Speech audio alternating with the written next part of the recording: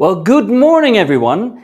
Everyone tuning in, even if you are already a long-time partner with Startup Bootcamp or you're just joining for the first time, we welcome you at the second day of our selection days. And of course, a big welcome to the brilliant startup founders that later on will do their pitches. For those who do not know me, I'm Mark Jellema. I am the CEO of Startup Bootcamp. And I'm Sabina Basariva here at Startup Bootcamp, Head of Growth and Relations. And of course, super excited to be co-hosting the selection days with you, Mark. And of course, our audience, you know that this is your front row seat to the future. Over these 3 days, we meet 60 fantastic teams from all over the world. But unfortunately, there are only 30 spots in our accelerators. So these accelerators of this fall are Energy and Climate, DeepTech and Robotics, and Health and Life Science. And yesterday, we already saw 20 amazing pitches within Energy and Climate. Today will be all about DeepTech and Robotics. And on Friday, we will also announce which 30 startups made it to the accelerator. Mark, maybe you can share something that's happening in the space of deep tech and robotics. Well, deep tech and robotics is really, I call it always a different beast because sometimes we see startups that are easy to enter the market because they build a SaaS platform or something else, and it's very tough to conquer a market. But with deep tech and robotics, the tough part is actually the product that you're building. And these startup founders in the deep tech and robotics space are always very deep into tech, hence the name, and they are trying to pursue something that's just basically not out there. So it's going to be very interesting what they bring into play today. Exactly. And of course, thank you to everyone who was with us yesterday. And again, thank you for sharing all of your feedback, all of the votes on who you think belongs in Accelerator. But I do think that it's important to outline how you should be looking at the startups and how you should be rating them. Yeah, so important if you look at a startup is not only to figure out what they're doing now and would I like that, or also, I mean, we also look at the team, but with startups, especially also in deep tech, it's also important to know what can they become in 5 years from now. If they succeed to get the product that they're building successfully, what would that look like? How much would that change the world? And that's important to take into your voting. And I think the voting part comes on a platform called Matching Stars. Exactly. So we will get to that in a second. But again, really excited to see these founders on stage because what you should know, what I think you all know, is that these 20 have been selected through thousands of applications, interviews, pre-selection, months of work from our teams to make sure that we really pick the best of the best from all around the globe within these domains. So I'm also really excited to see how their pitch has progressed since the very first time they spoke to our team, could be even without a pitch deck, just a conversation, to the moment today. And then, of course, if they're selected, the moment at the demo day, that will be a completely different story. Now, speaking operationally, we have two blocks, morning, and we will be starting with that now, and afternoon starting around 1:30. Each block, we look at 10 startups. They have 3 minutes to pitch with their slides, and then around 5-6 minutes for Q&A. Now, your role, I think that's the most interesting part for you, is to help us select the best of the best. But before you can vote, you need to make sure that you have full opinion about every startup. So ask questions. There is a chat box right next to the player, so you can just drop your questions there. Please, if you can, do it while the pitch is still going or at the very beginning of Q&A, because even yesterday we received some fantastic questions, but a bit too late, so we cannot really ask them to the founders right away. But if you ask your question early enough, we see them on our laptops and we will make sure to address them to the founders. And then after you have your opinion about every startup, then you vote. So maybe you can tell us a bit more about how. Yeah, so the voting goes over a platform called Matching Stars. And I think in a little bit we will show a video where you see something that really resembles somebody that resembles me. It's actually my AI avatar that actually recorded this video. But I think it's good if I let that avatar explain how the voting and the Matching Stars platform work. Hi there, this is Mark. If you go to matchingstars.startupbootcamp.org, you fill in your email, you get this screen to check your mail for a OTP code. Once you receive the OTP code and fill it into the screen, you can actually log in to Matching Stars.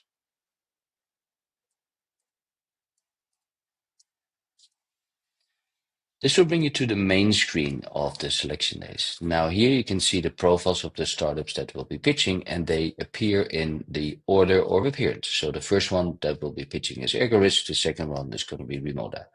If you want to learn a bit more about this startup than just the summary that's listed here on this card, you can press their name and you go into their full profile. This is where you can see more information that they left for you to actually be prepared for their pitch. Also, a short video, 20 seconds, maximum about a minute, of them explaining their solution and the problem that they're addressing.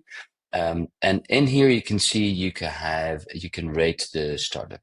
This button also is on the main screen. So if I'm here, you can see that I can also rate or leave feedback on the startup here. This is important to us because anything that you as a mentor, investor, or viewer of the live stream actually leaves with us, we will take it into the selection model that we use in order to select all the startups. So here you can tell us, what do you think is the customer value of this proposition? What do you think about the startup's business model? And once you've left your comments, please press submit, and we will take that into account when we are evaluating the startups.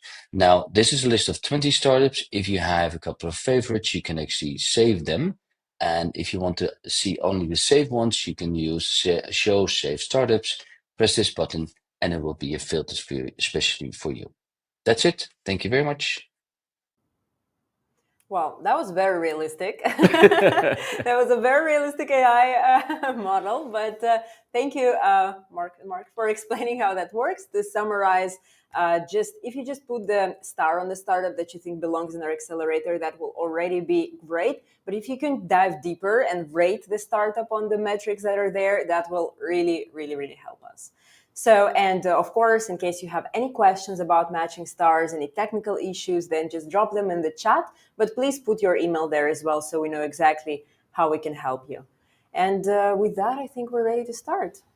I think so too. So if the audience is also ready to start, I would say let's bring in our first founder of the day. Sabina, who will we be welcoming to stage? Well, we're traveling quite far, so very interesting start of the day. We are meeting a startup from Korea. So innovation, as we know, often hinges on the materials we build with, but new discoveries usually take decades and vast resources.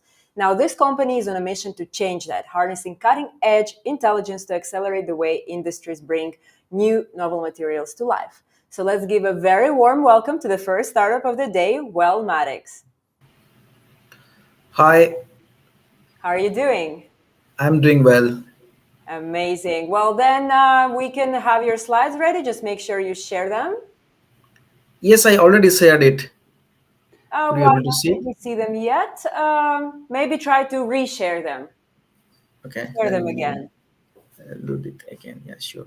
And in the meantime, kind reminder to our audience, please ask questions while the pitch is going or early in the Q&A. Only then we can make sure that we can ask them. We see your slides. They're on the screen, and you have 3 minutes starting now. Good luck. Okay. Yes, I'm the CEO of Wellmatics, and I'm James. So we are building AI-based platform for discovering of sustainable material. So what is the real problem? So the real problem starts with like it's the traditional way of discovering the material take long time and high cost, and it's relied heavily on the trial and error experimentation, and also the knowledge base is scattered and unstructured. So that's why, and also that the last point actually you can say that it's not aligned with the global climate change. So what our solution we're providing, we are giving a 10x faster discovery, 70% cost reduction, Excuse me. and I'm maximum. really sorry. I'm really sorry to interrupt, but I don't think we can see your slides moving. Can you please put them on full screen? In Okay. presentation mode. Yes. Yeah, sure. Is it okay now? We can see the slides, but can you put them on presentation mode? Then it will be just Oh, amazing. okay. I have put this in the presentation mode already. This is in the slide show. Uh, Uh, Perhaps you're using multiple screens. That could also give this. However, you can keep it as is, but just make sure to change the slides okay. within Then, the within the PowerPoint. let me check again. There's no I worries. should set the entire screen and share it. Let's see Can you how. can you see can you see right now the whole screen? No, I don't think so. Let's see. Let's give it another try. What about this one right now? We can Now, see them now perfectly. And can you try to go to the second slide just so we know it works?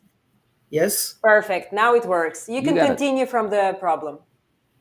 Okay, so again, I start with the problem. Okay, so the problem here in the traditional way of material discovery is like taking a long time, it's high cost, and it's like heavily on the trial and error methods. And the knowledge base about the material is scattered and unstructured, and also the platforms are like few platforms are working on aligned to the global climate change. So what we give here actually, we give a 10x faster discovery, 70% cost reduction, maximize efficiency, and also data-driven insights. But how? Here we go. So we create our own database. So we take all the data from different sources, and then we have our own LLM model, and then the different kind of like AI model, and then we provide them the design and synthesis of new material, the structure about new material, and also the composition of new material, and how it helps. So it helps accelerate the discovery of new materials aligned with the global climate targets. The second is actually is a one-stop solution for delivering the insights at the early stage of discovery. And the third is actually we are making this platform affordable for small and medium-sized industries and also the universities that often lack resources. So what's our impact of our solution? We can say that like one of our client actually takes 7 years for finding a new material, but we reduce that 1 to 3 months. And also one of the other client actually they take a long finding a toxic element on the finding it like for a solar cell material, but we also replace that element and also giving a material actually that also like give the performance that par with the previous material. And also in the third case actually you can say that we help a company actually to find a solution that will be help to remove the pollutants from the water. So this is a real impact we're giving to the global climatic change. So for right now actually we have already validated our platform with many local partners as well as the global partners. You can see that we have already four global partners, five local partners, and we have already received a lot of grants from Korea and other places as well. And we also, for protecting our technology, actually, we already applied more than 10 patents. You can see our partners here. And about the market size, you can see that, like say, the market size is really big. It's like 62.4 like $04 billion. And then you can see that the CAGR is also 21%, and the whole market actually you can see, and we are catering all the small and medium scale industries, the new material development company, universities, and the research institutions. You can see our business model. We are just SaaS platform. We are providing our SaaS platform to our different clients, and we also gives the customized solution as well, and we also provided the data licensing and APIs, and also we do the joint research with our clients as well. So you can look at our team. Actually, it's a really fine team, a really brilliant team. Actually, I'm the CEO, and then I've done my PhD in computer engineering, and I have background of working on the material science plus AI that makes a mix of both. And we have team members actually who are AI developers, real researchers, and also the like person actually who managing the operations and like all the field actually you can see experts and few more also working with our team. So our team make these whole things happening right now. So and then you can look at actually our ask is $750K actually like the $750,000. Why we need that one? Because you want to accelerate the material development process as soon as possible and then quickly penetrate to the market and then giving a chance to all small and medium scale industries to like discovering the materials quickly. And also we want to make them available to the researchers so that they can make the product that could be ready for the industries, and also they do more innovations as well. So the goal is to make the global actually to like to get that global change. So we want this material discovery platform to accelerate the process so that we can achieve the net zero what we talk about in 2030 or 2050. So this is kind of like awareness to everyone, every industry, and also inspire the industry to look into the sustainability practices. And why we joined the startup bootcamp? Because it's a world class mentorship. They have really good investor network, and also like we need to validate our platform as well in this startup bootcamp program. And also we want to like giving a kind of like the industry leader the driving innovations to our net zero future. So that's all we are. Thank you so much for hearing. Thank you so much, James, for the clear pitch, and also thank you so much for trying again to have your screen. That really helped. A couple of questions. You mentioned you have your own proprietary LLM. Tell me a little bit about that. Yes, so we like we using the open source LLM as well, but for and then after that, actually, we are creating our specific functions to develop our platform. So we don't create the whole LLM from our side, but we use the LLM, open source LLM, but we develop our own functions for getting the need of the client or getting the need of the objectives of the problem. Okay, and how does your platform compare to something that's called from Google? I think it's called AlphaFold or something. So that's also a platform where you can have new materials based on certain things. How does your solution compare to AlphaFold of Google? So AlphaFold is mainly like, if you look at, actually it's only good for the discovering of the biomaterial. But in our case, actually, like, I mean, we are like working on the biomaterial as well, like the drug discovery and that part. But we also catering the other industry, let's say carbon capture material, semiconductor material, and battery material. So I think we are actually like, for each particular material, we have actually our own database, and then our own model, and it's a specific model actually that caters only that particular industries. So but if you look at the alpha product, actually it's, I mean, it's really good. But in this moment, actually it's only catering a particular industry, but they are not, like, customized or like, fine tuned to cater different industries. So that's Gotcha. what we think Gotcha. we are So different. Yeah. but one more technical question, and then we go a little bit more into the business model.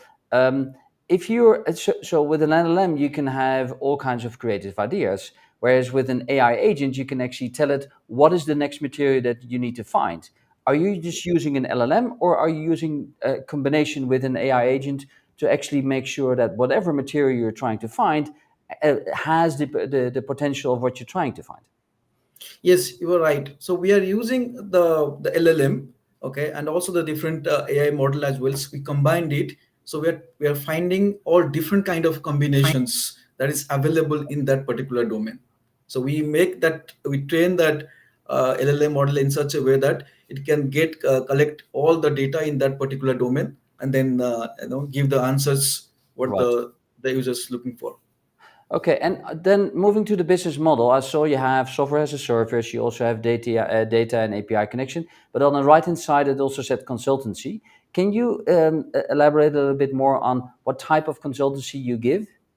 Okay, so in the beginning, actually, many of this company, let's say, they have the data, but they don't know what exactly do with the data and how this data can be helpful for the new material, because they're actually let's say a battery manufacturing company. They have a lot of data, but they don't know actually exactly how this data will going to be helpful for them for getting this the new material. So we help them to find out actually what exactly the objective they need. Or let's say, like, let's say they are into the lithium ion battery, but they want to move on to sodium ion battery. So how this the knowledge base that is created on this lithium ion battery can be used for this sodium ion battery. So we give those kind of consultancy to them, that okay, this previous knowledge can be used here, and then how. So this kind of consultancy we do with them. Yeah. All right. I also got a question from the audience. Is how difficult is it to bring a virtual material discovery to real manufacturing? So for now, what we do is, I mean, it's definitely like difficult, because practically people say that it's really hard to, what we find in AI that is, can be reproduced in the real time. But in our case, we already find successful in the two different cases actually, where we find out the structure using our platform, and then we straight away use that one in the lab in the real test, and we find that one it's working really well. So based on this, our two case study, from the virtual to the real time. So we and although we are doing many more pilots, but this initial stage, these two successful results actually giving us more confidence that yes, we can do it. Thank you. And then one final question. If you would be selected, what would be the main thing you would like to get out of the Startup Bootcamp Accelerator? So after being 3 months with us, what would be your main learning you would like to take away? So as I mentioned there, actually the startup boot camp actually is a really like, they have great leaders, they are the great mentors, so they can guide us, to make it like more scalable, because we thought that we are still lacking, some of the parts, which we'll definitely get it from there, and then make this platform is like, like for everyone. So that's our goal. All right. Well, thank you. Thank you very much for your pitch, for your energy, and we wish you best of luck in the next room. Thank you. Thank you so much.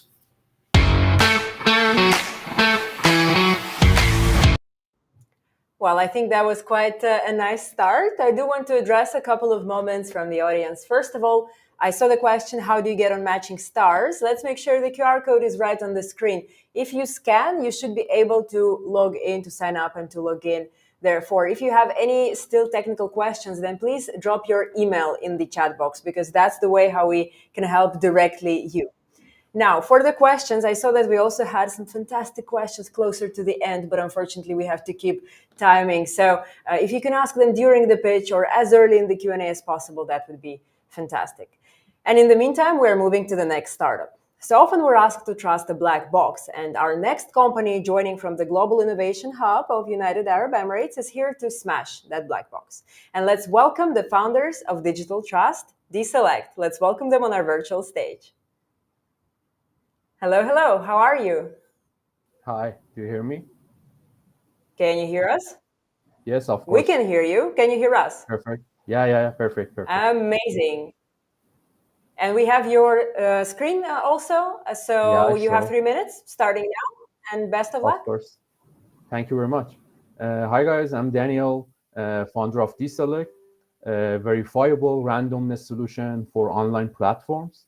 You know that we are entering a fully digital era, but one thing is missing: the absence of the trusted selection method in most online processes. It still leaves the space, for manipulation, fraud, and doubt. So our solution to this fundamental problem is to provide a verifiable randomness function that for the first time in the world can offer provable result with zero possibility of tampering.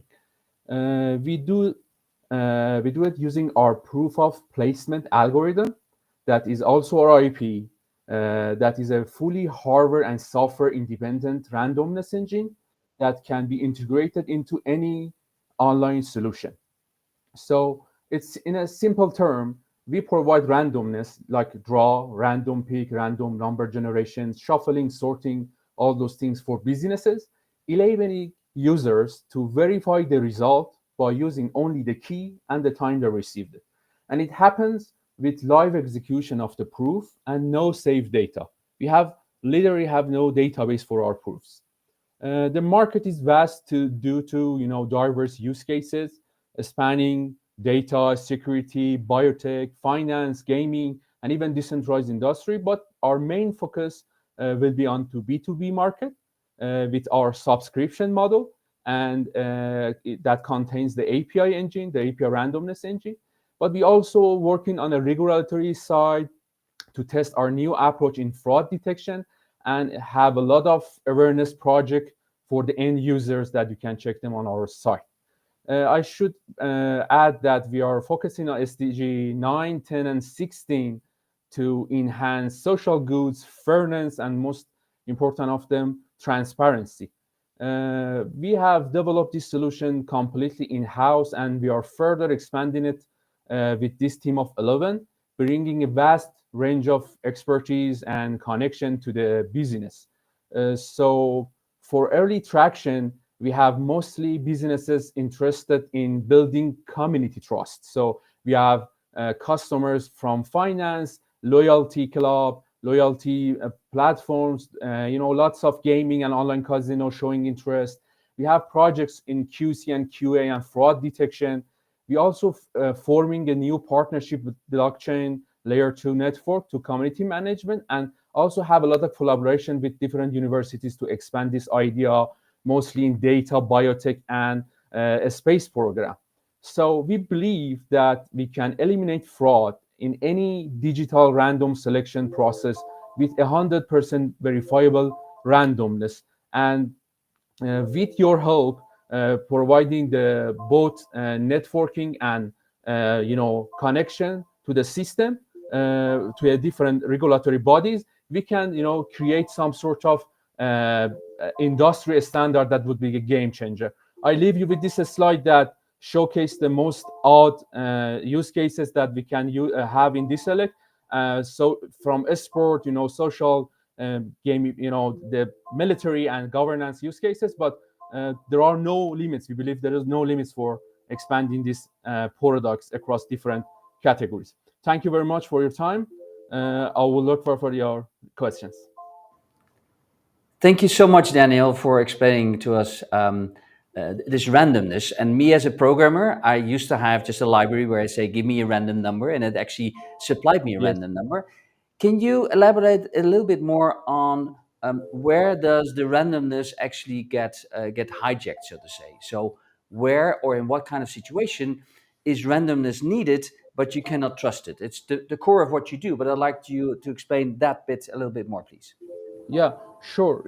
In most cases that we use randomness, we find that some sort of back activity behind the scene caused the some sort of misunderstanding or doubt in the situation. For example, when you find that something happening against your will, that's why start increasing the some sort of adopt to the system that there is something going on behind the scene, or maybe in use cases that in biology that we have some sort of usage of the we have to conduct a blind search in our studies. For example, in a drug manufacturing, that they want to check the drug quality, that they want to know the randomness that they pick for the quality assurance is Okay. actually really find it truly. So those things that make it more interesting for usage of this website. Thank you, Daniel. Just one question. I think you have a random noise behind you, so if you can maybe switch off that phone, it would be great. I think it's a phone ringing. Yeah, But maybe. also, if you're Sorry. saying that you can guarantee the randomness, what kind of techniques are you using? Because I think you should look at something called quantum random number generation. So, what kind of technique are you using to actually tell people that your random number is a random number? Yes, we have two different side for this question. One that how we can provide the provable randomness, and if we are really random or not. For the first part that we are random, we use different type of statistic tests on reviewing almost 300 million data from our engine, that for different aspect of the randomness we check the result, as see this, and we have published the article in our website. You can see as a proof of concept that we actually have the randomness. But the system is so flexible that can work with any different source of the seed provider. For example, the QRNG seeds, we are a few QRNG seeds that come to system and can be integrated to the any platform for providing their randomness services. So you combine those flexibility that keep the randomness from the seed providation to the providing the service. You can see we keep the randomness quality in the all the production Okay. line we have. Thank you. Maybe let's zoom out to your business model. So I reckon that you sell your services by an API or something else. How scalable are you actually? What is it that you need in order to scale to, let's say, 3 continents in the next year? Yeah, sure. So one of the best advantage we have, that's a low fee, in a maintenance fee, low maintenance fee we have in the production side, because the algorithm is so tuned that is flexible for usage to be used in any services that we provide, and it only use live process. We have no database to make delays or make it expensive for us to pay for service. So in order to expansion, we only need to use the cloud version of the server. So we have right now a free version. Anybody can use it to see that how it fit to their businesses and convert itself to one of our subscription mode we provided. But for the subscription that we are going to have a high concurrent usage for enterprises, for big casinos, more maybe, but for military usages, we have different servers around the world. And because we have a product that is independent from any network and any online form, that they can even work offline, we can separate the services, and still we can have them prove all in one single website we provide them for the third parties. Thank you, Daniel. We And are as a final expandable very fast. Yeah. as a final question, if you would be selected, of course, your product also needs to move. But what would your personal main thing that you would like to learn or be accelerated on for you in the next 3 months? So you as a person, not so much as a company, but you as a person. Sure. Pursuing this path, I know we are in an earlier stage, but for me and as a founder, there's always a requirement to connect with the well thought minded and well connected people to give me the right connection and networking.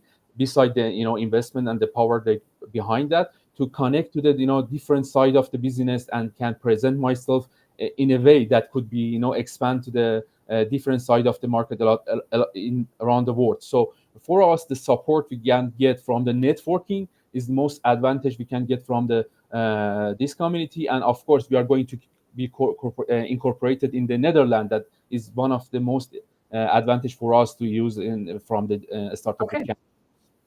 Well, thank you. Thank you very much, and the best of luck in the next stage. Thank you very much.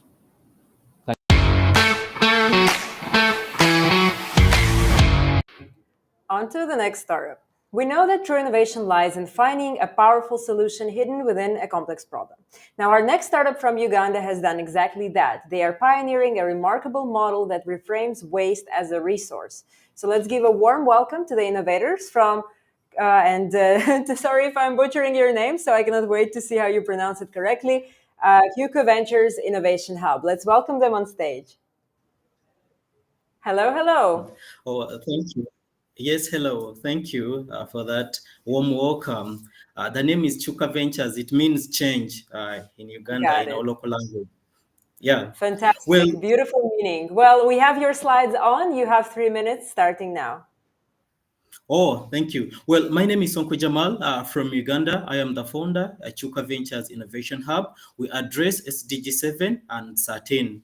Well, I am not a father, hopefully, but I'm an uncle. I'm an uncle of 2 girls, Jen and Mary, and I've been taking care of them since they were young while helping them with my sister.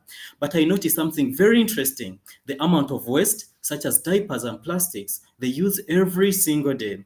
It's mind-blowing. So I got to wonder, where does this waste go when we throw them away? So apparently in Uganda, Kampala, 600 tons of plastic waste are generated every single day and disposed of. But where do they go? For us, they end up in our drainages, where they are blocking them, rivers, polluting water bodies, causing waterborne diseases, and Lake Victoria, where they're becoming a threat to marine life. If nothing is done now, by 2050, there will be more plastic waste in oceans and rivers than fish itself. But the good news is, I have the solution. So at Chuka Ventures, we use this plastic waste to produce a clean cooking fuel that we use at our homes. We sell this fuel to informal settlements at a rate of 1.03 USD per liter.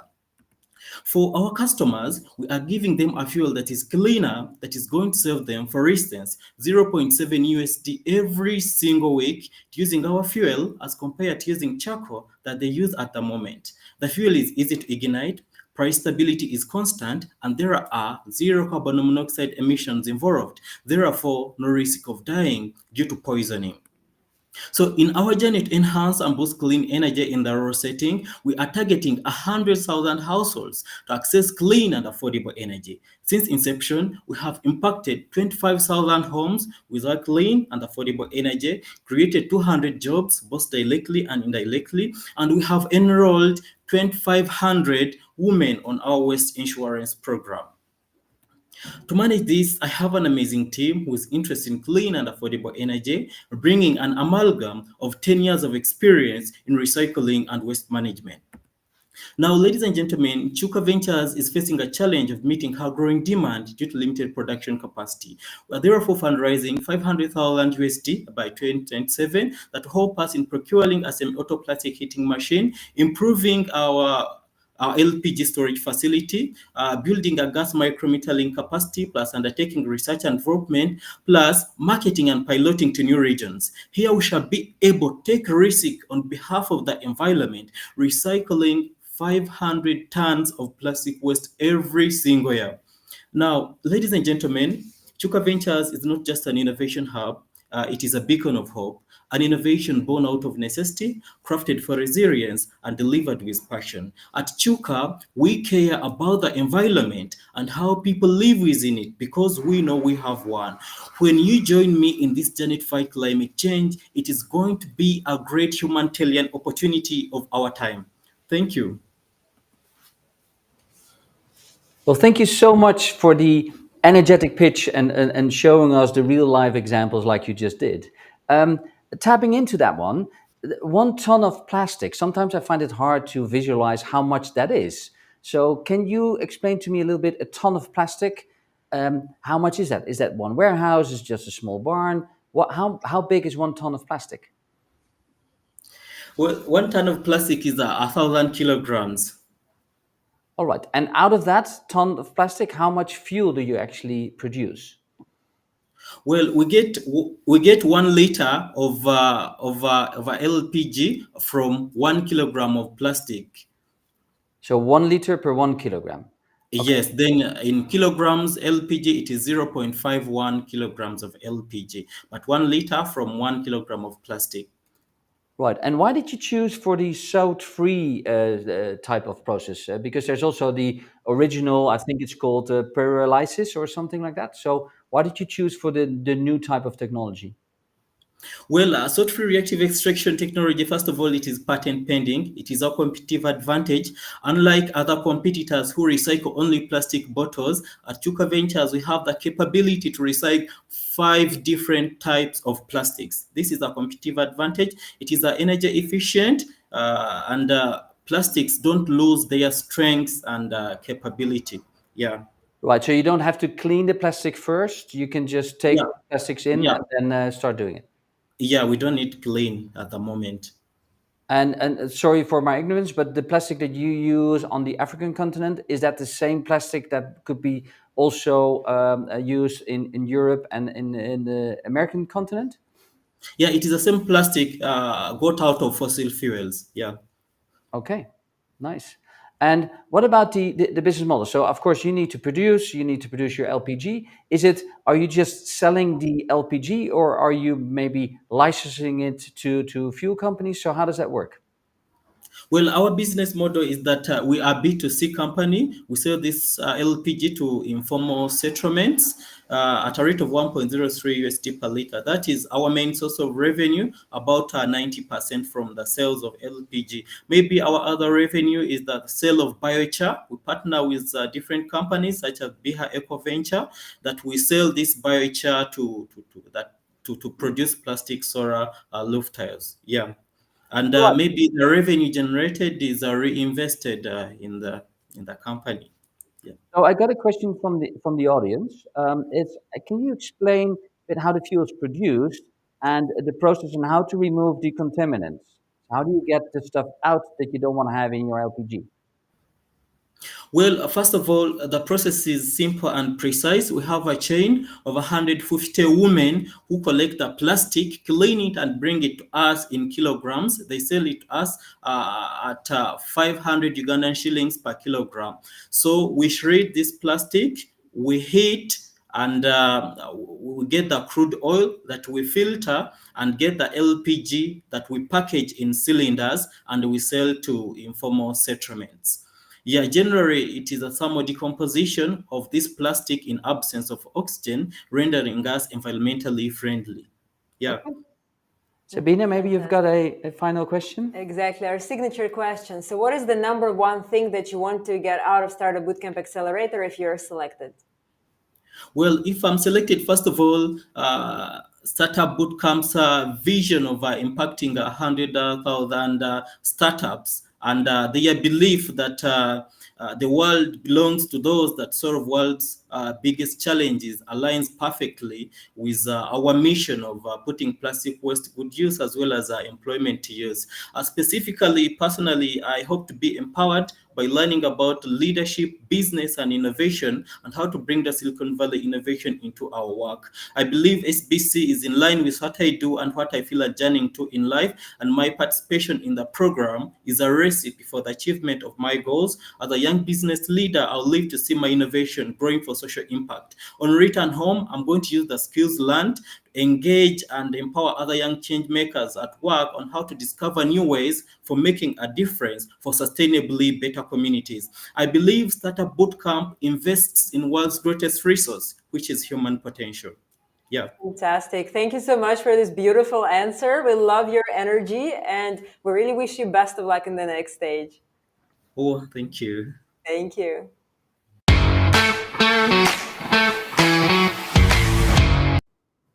Now, in our fast-paced world, I think we'll agree the ability to focus is truly a superpower. Now, our next company is pioneering consumer technology at the edge of neuroscience to make sure that we unlock our brain's full potential. So let's welcome on stage the team of Neon from Slovakia. Hi there. Greetings, dear Collegium.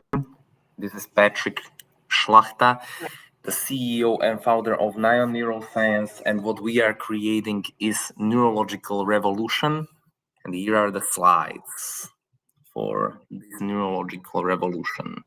We look forward to hearing your pitch, and 3 minutes start now. Good luck. All Just right, make sure so to make it a full screen, because so far it's not full screen yet. Right. Okay. Full screen mode. All right. Perfect. Go for it. So Neon Neuroscience, efficient and immediate focus elevation. Problems, you have a depression, you're a university student who wants to focus, you're a nicotine, alcohol, or cocaine addict. This region is critical for self-control and decision-making. Solutions, our device harmonizes your brain function for the entire day and increases your concentration. By adding in TDCS, the technology behind it, your daily performance doubles. Clinical research shows that stimulating the dolateral prefrontal cortex with TDCS can reduce addiction cravings by up to 60%. How does Neon work? Constant stimulation of prefrontal cortex will evoke easier activation of neurons. Action potential heightens, and once neurons fire together, and they get you inside a state of hyperplasticity for the 20 minutes of stimulation and 6 hours after. Competitors and benefits. We absolutely dominate the market.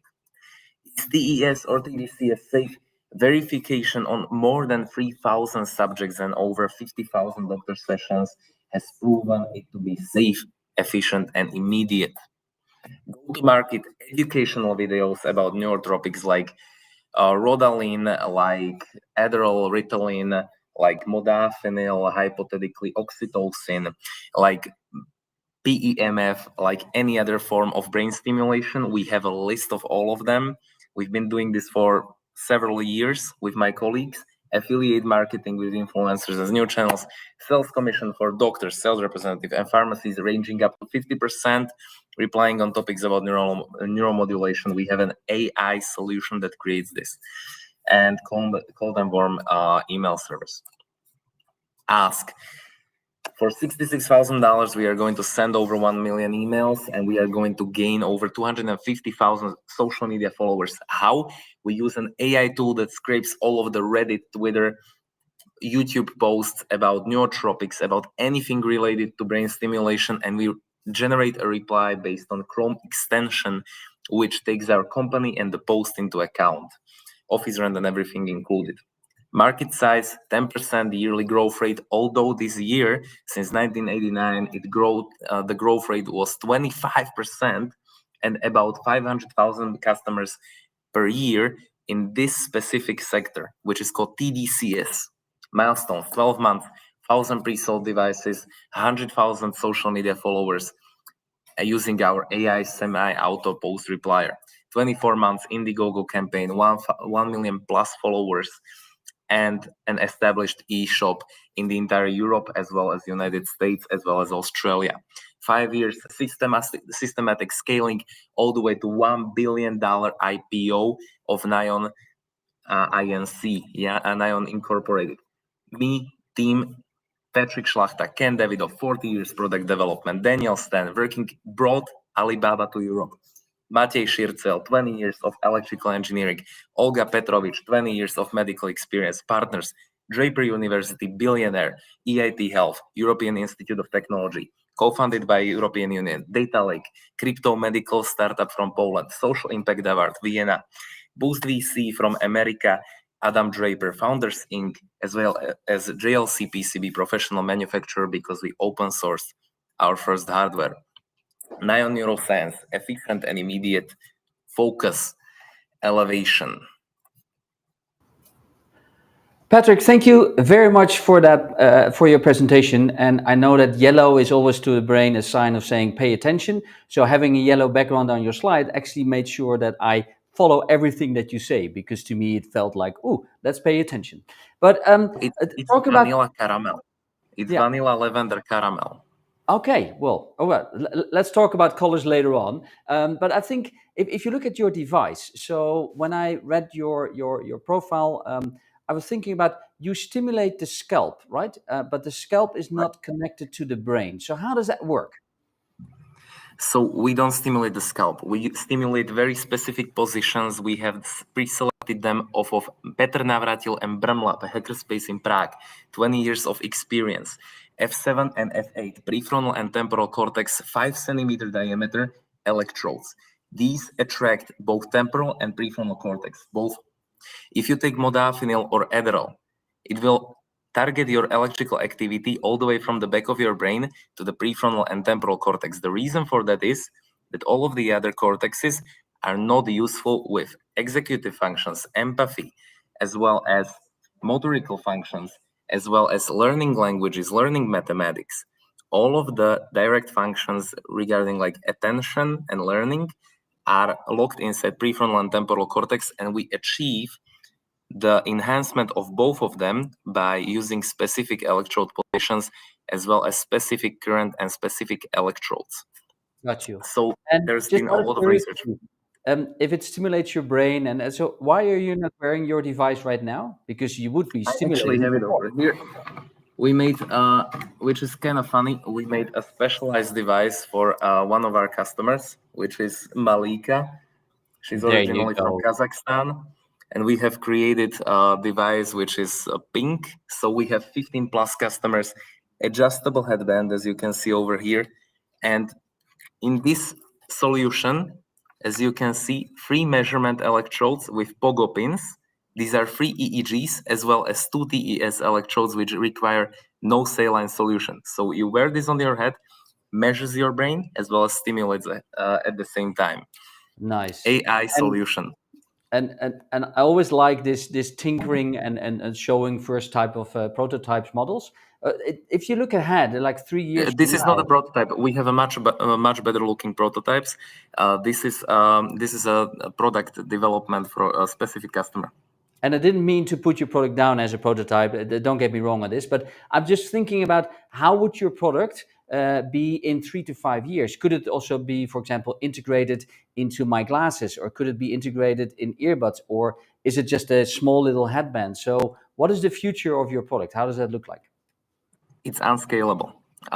You're not able to use an EEG sensor or an FNIR slide as an indirect solution for this product, because this is like the NZT47 from the movie Limitless, and there is no chemical solution. Even though I've spoken to over 15,000 neurologists, there is no chemical solution that can surpass the effects of TES.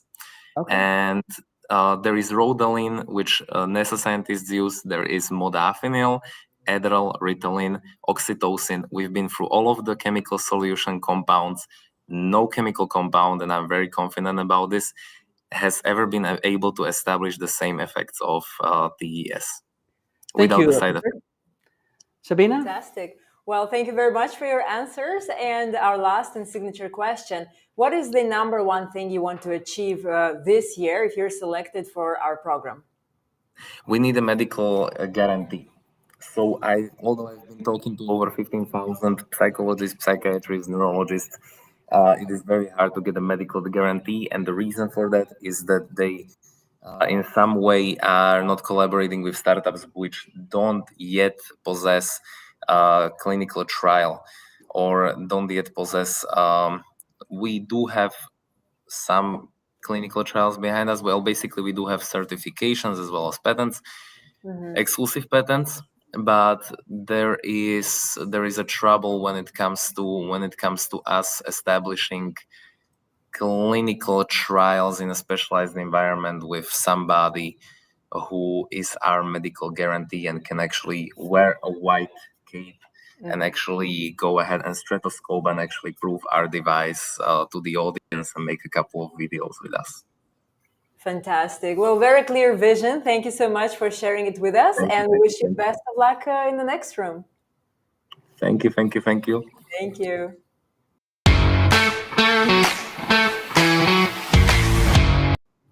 I really love that we just saw 4 completely different solutions. It's always like this when you pick something like DeepTech and robotics.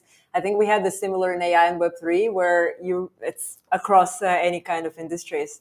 And the next industry is also new one. So from the UK, we welcome CyberTech Solutions. And with their product Foresight, they're turning something as common as an Android phone into an advanced drone and signal threat detector. So that's quite a powerful innovation made accessible. And let's see how exactly they make it happen. Let's welcome them on stage.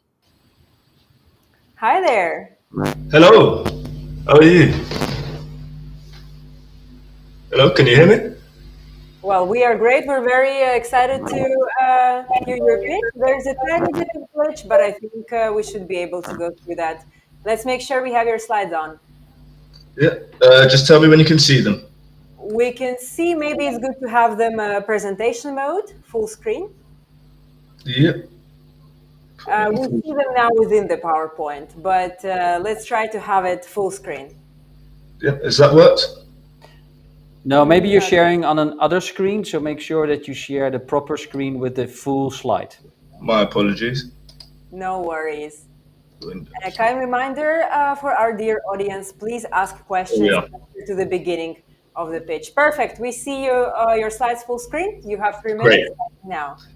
Thank you. Hello, I'm Aries Russell, sole founder and CEO of CyberTech Solutions. So I've had a very diverse career, which has involved working as an electronic warfare and signals intelligence operator for the British Army, and not too long ago as a business manager for 2 of JP Morgan's global trading businesses. So the problem. Drones and jammers are everywhere. You can get them on Amazon, you can get them on eBay, you can get them in your local electronics store. Everyone can get a drone, including criminals. Around the world, families are finding drones circling their homes with criminals spying before robberies. In Latin America, kidnappers are blocking phones before abductions. In Europe, major airports are regularly being shut down due to suspicious drone activity. Security teams, police officers, and event organizers are currently defenseless. The solution? Foresight.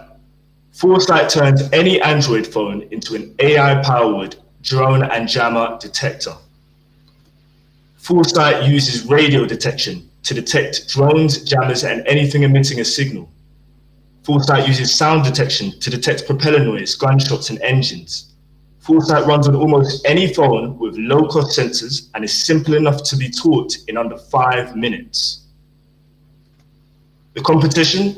Our closest competitor is Dedrone, and they prove that there is huge demand for drone detection, but their systems cost tens of thousands of dollars and are built for airports and government sites.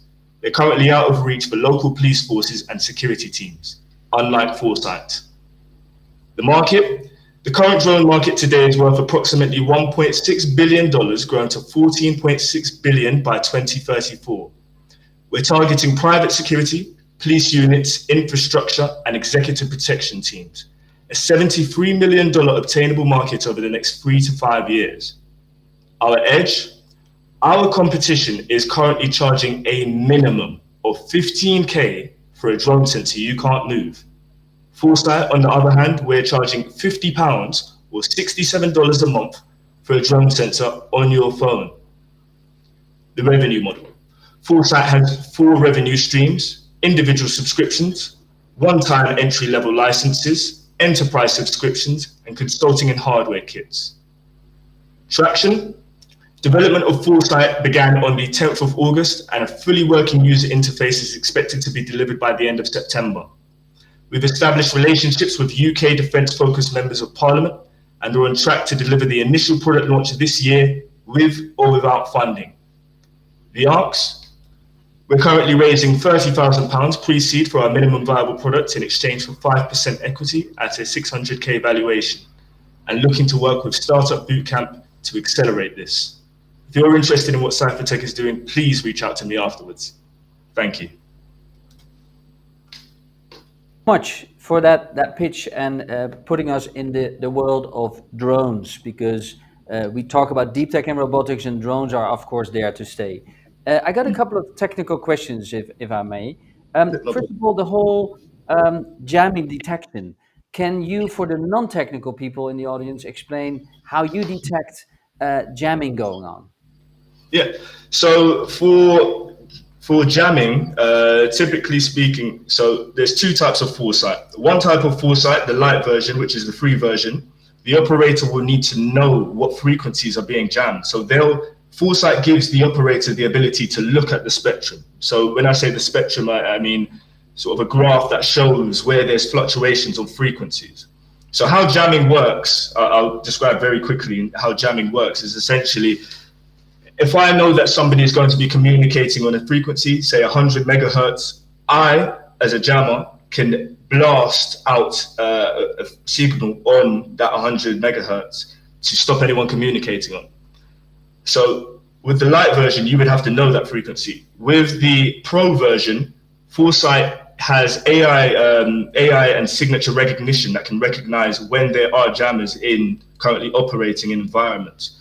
So the way how we've done this, sorry if I'm going too in depth, is that there are currently signature libraries out there that are free, where people are currently actually uploading signatures of jammers. And what we're doing is we're taking those in and using that as in our internal database so that Foresight can recognize when a jammer is operating.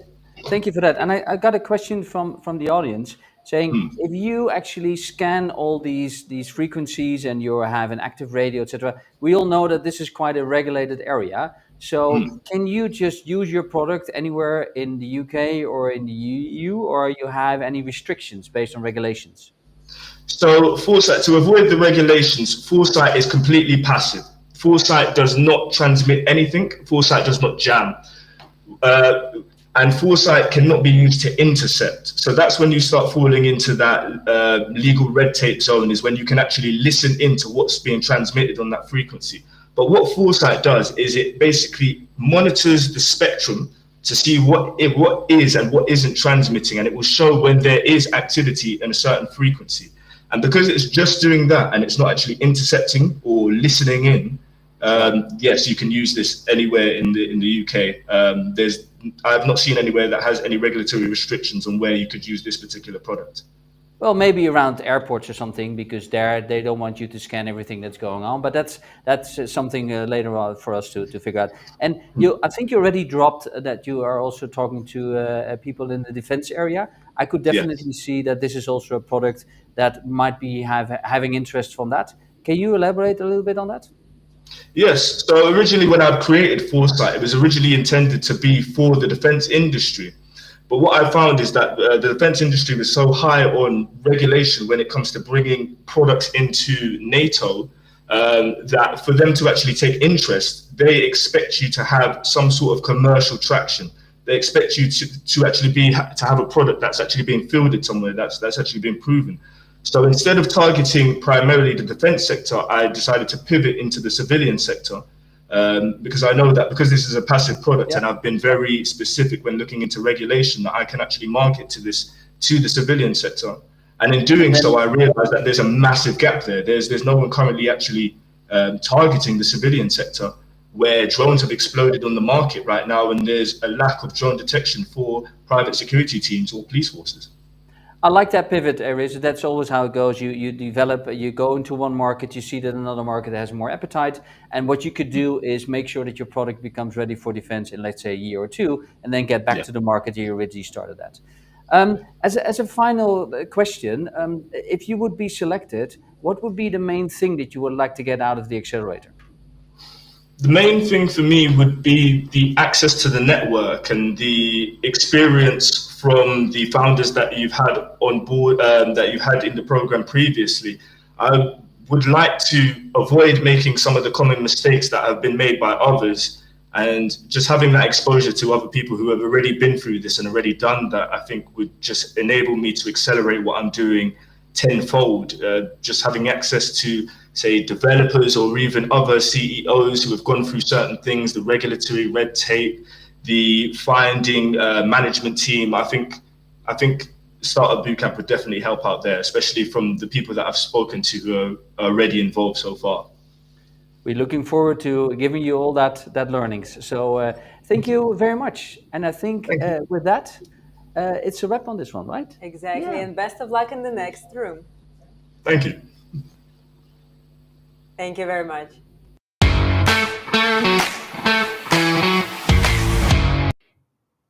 All right, well, we are halfway through the morning part. Don't forget, we also have the afternoon one. So I'll use this as a kind reminder to not only ask questions, thank you for that, but also to vote for your favorite startups. And on the screen now, you see the QR code to Matching Stars. This is the platform through which you can, via QR code, you can sign up or log in. And after that, if you just put a star on the startup that you think belongs in the accelerator, then that would be already fantastic. But if you can also go deeper and rate them on some of the metrics that we ask you to, I mean, even yesterday we already used that when selecting energy and climate founders. So I think that once again, that will be much, much appreciated. And also on that, I mean, questions that come in, thank you, keep those coming. And some of them I will also ask later on to the startup. So they are never a waste. So keep those questions coming.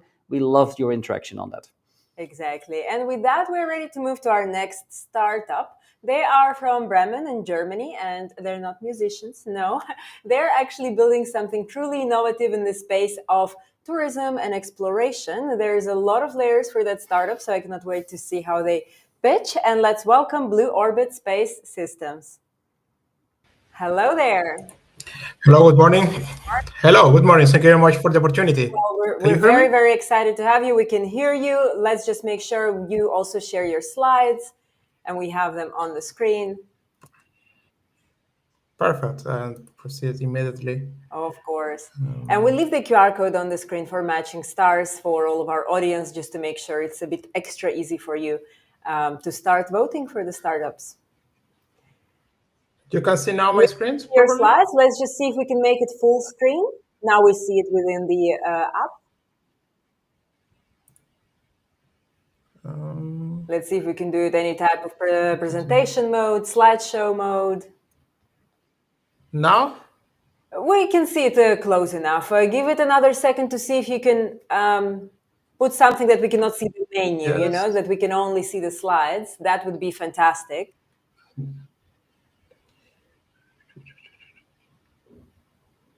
But if that takes too much, then we can also go for that. Can you just move to the second slide so we can confirm it works?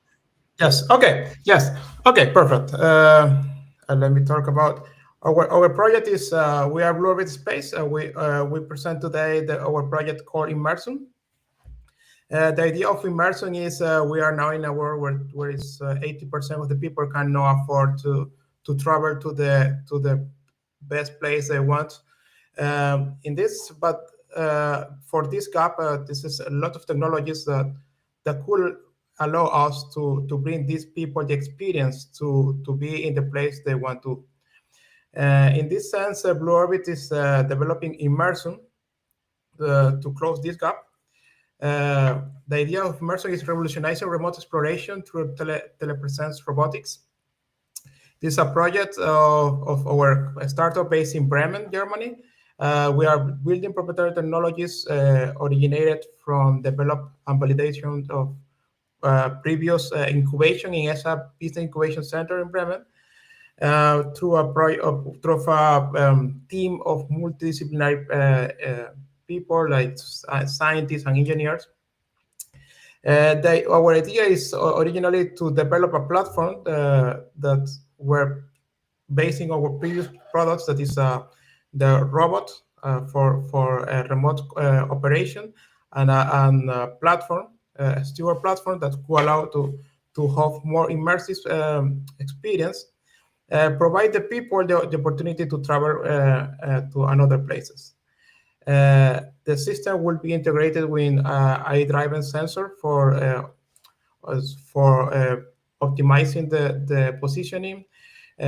We also working low latency haptic audio feedback from the different place, and we are also developing a modular hardware that we can adapt to different places. In this sense, we are as mentioned, we are developing different sensor fusions solutions, and our target customers are local schools and educational institutions to offer to a student accessible remote access to different places. Also, tourist boards and governments that provide another way to engage potential tourists, promote their location through shared media, or generate initial revenue. And also training center, including driving schools, can offer online training in low-risk controlled environments. In this case, our business model is based in pay-per-use system, supplemented by B2B data licensing and advertisement revenues streams.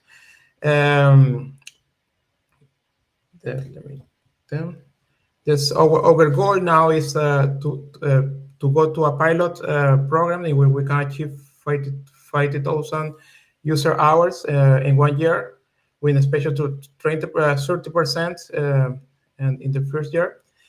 We for this we are looking for around 300,000 euros to expand 30,000 in haptic latency optimization and 40% in robots and 20% in for hiring engineers. In our commercial vision of the revenue model, we are using pay-per-use tourism, approaching $1 per hour at the beginning, with a 5 years vision for adopt until 2,000 robots. I'm so sorry to interrupt. You're doing great, but you are over time by almost 1 minute. So can I ask you to wrap it within 20 seconds, and then we can go on? Yes. No. Okay. Sorry. Our ideas, I think, is quite clear right now. Our idea is we are connecting technology developed for initial incubation program in Bremen with the idea to develop a immersive platform that allow different markets to close the gap for provide people remote access for tourists or training or another purpose. Amazing. This the idea of. Thank you very much. And we already have the first question, so I think we can expand on your presentation.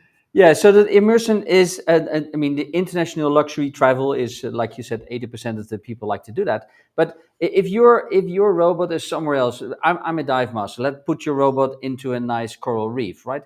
Could I then just sit at home and have a device and look at that coral reef where I normally would be diving?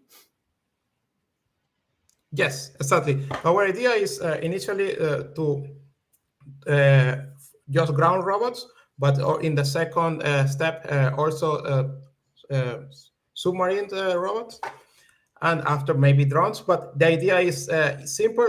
At the beginning, just that you can access a web page in where you can select the a specific control area where we have our robots, and you can just explore there. Right. Through and paying for the time they use. And so every robot is a personal robot. So I'll tap into one robot moving over the Alhambra in Spain or something. Is that what you're saying? Yes. Then, for example, we can place in Spain one particular place where we know where we have control the robot, and you can, for example, go there. Maybe could be a zoo, could be just a park or a beach. And we always talk about opportunities, but sometimes we also have to take in regulations. Do these global visitor sites, do they like robots driving on their grounds, or is that something that still needs to be figured out? I didn't get. Can you please repeat the question? Do you think that touristic sites like the Alhambra would embrace your robot driving around instead of real people visiting the building? Yes, I think we don't need to compete with these places. We can rather offer another place that is also looks very amazing, but maybe it's not easy to access. Ah, And then in this way, for example, regional government can get revenue stream for these places that are not accessed by people inside, but could be accessed for people from overseas. right. And what would be other powerful applications that you see with your telepresence robots? So apart from the tourist sector. I think that in training could be training people, for example, for driving a school. Another could be sports, for example, for racing sports. And we can use, for example, circuits that are not in use in specific moments or in specific times. And we can just engage people to drive their car remotely. All right. And one question from the audience is also, what is the biggest technical challenge to deliver the user experience? Because that is key in your product. So what is that? What is your biggest technical challenge in delivering a top-notch user experience? I think that at the beginning is to engage people to use robots in control areas is not the challenge part, but the challenge part will be when we are looking for high performance systems like racing robots and so, where the technique then the latence could be a problem for us. Got you. Sabine, you maybe got a final question? Yes. So our question is, what is your main motivation behind joining Startup Bootcamp Accelerator? We didn't get to that slide, so you can expand on it now. Yes, our idea is I think we consider we are ourselves strong in technical point of view, but we are maybe we need to improve more from the business perspective. And then in this sense, I think a Startup Bootcamp could provide to us the insight into the business part at the same time that the connections and networking opportunities. Fantastic. Thank you very much for your great pitch, clear answers, and we wish you best of luck in the next room. Thank you very much. Thank you for your time and have a nice day. You too. Thank you.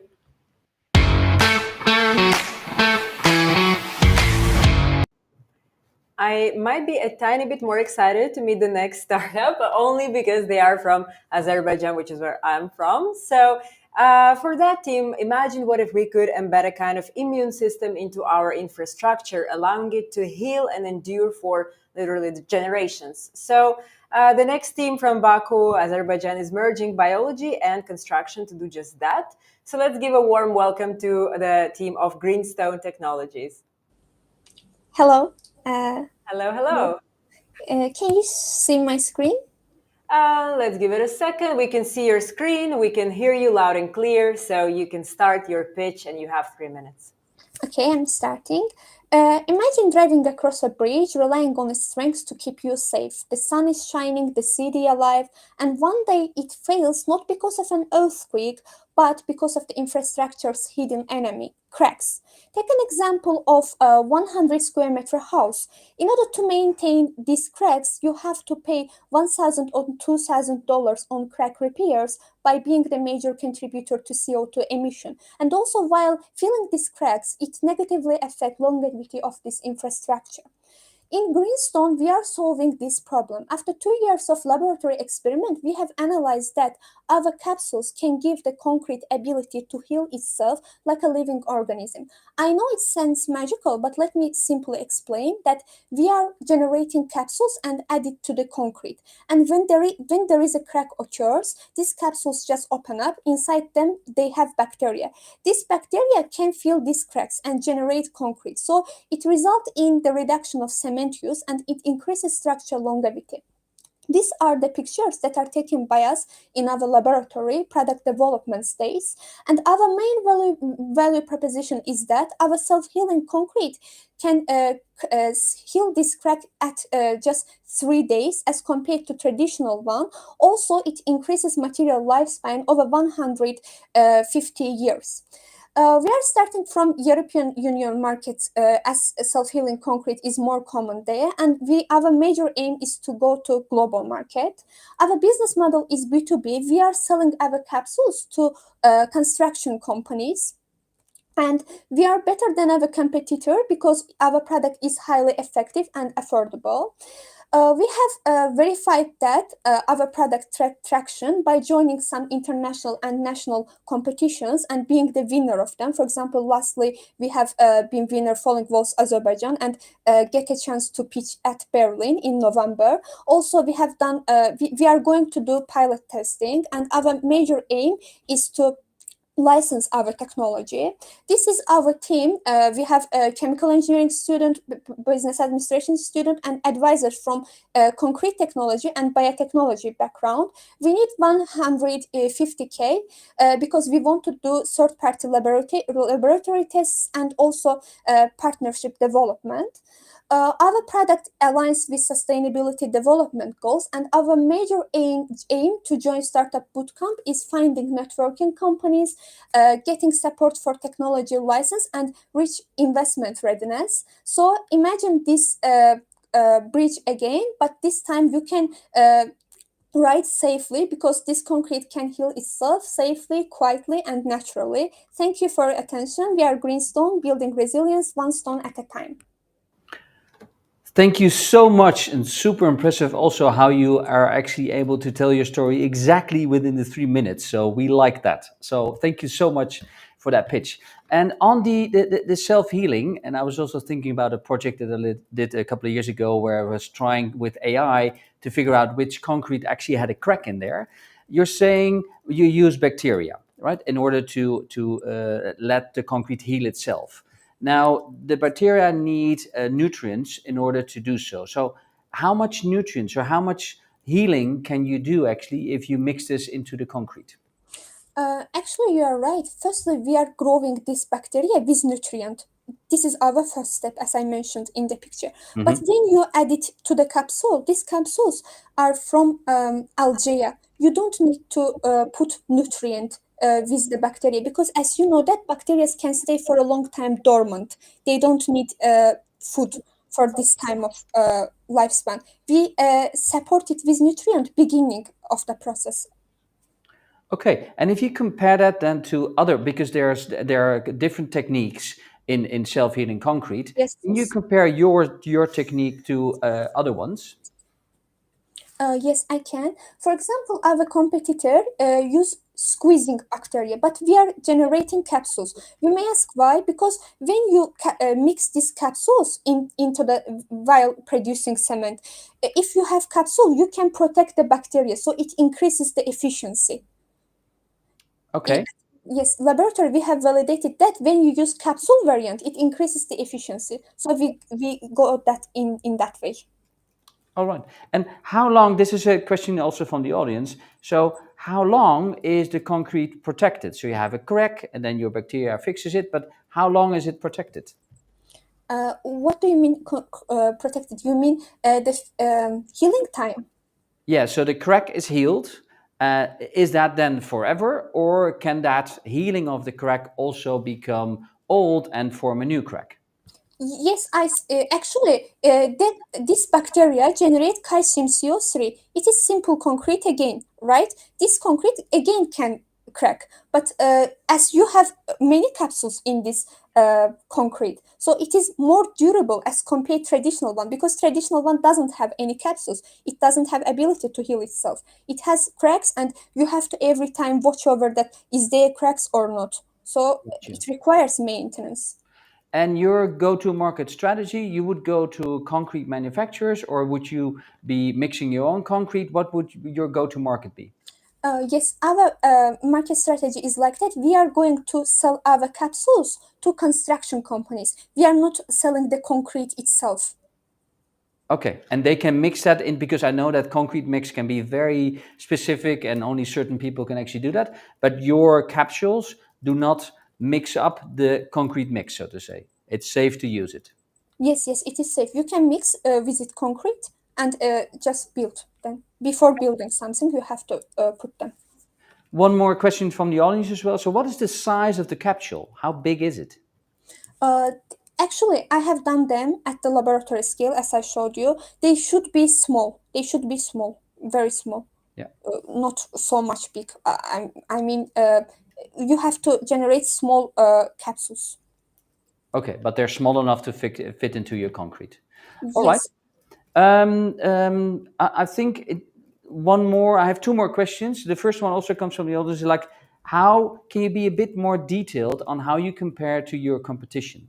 Because you had a slide and you had like 3 lines, but give us a bit more insight on you compared to your competition, please. Actually, in the market, there are not so many companies that are selling self-healing, because as you know that in this deep tech area, it is difficult to increase and improve. So I can say that, for example, our competitor is selling the concrete itself. Our market strategy is different, but we are selling the capsules. As we are selling the capsules, our price is low. And then the other point is that their production method is different. As I mentioned before, they squeeze the bacteria, but we are making capsules. And in laboratory, we have analyzed that it is better to make capsules to increase the efficiency. Thank you. Well, then the final one, and I know you're very good on time. We have 20 seconds. So what would be your main thing you would like to get out of Startup Bootcamp if you would be selected? Actually, our main aim is to reach investment readiness, because we want to get investment for our pilot testing and to improve our laboratory research and other things, and also networking opportunities for construction companies and other laboratories. We know that Startup Bootcamp has very good networking, so we want to be beneficiary of it. Thank you very, very much for your clear answers, your clear pitch. Much appreciated. Thank you.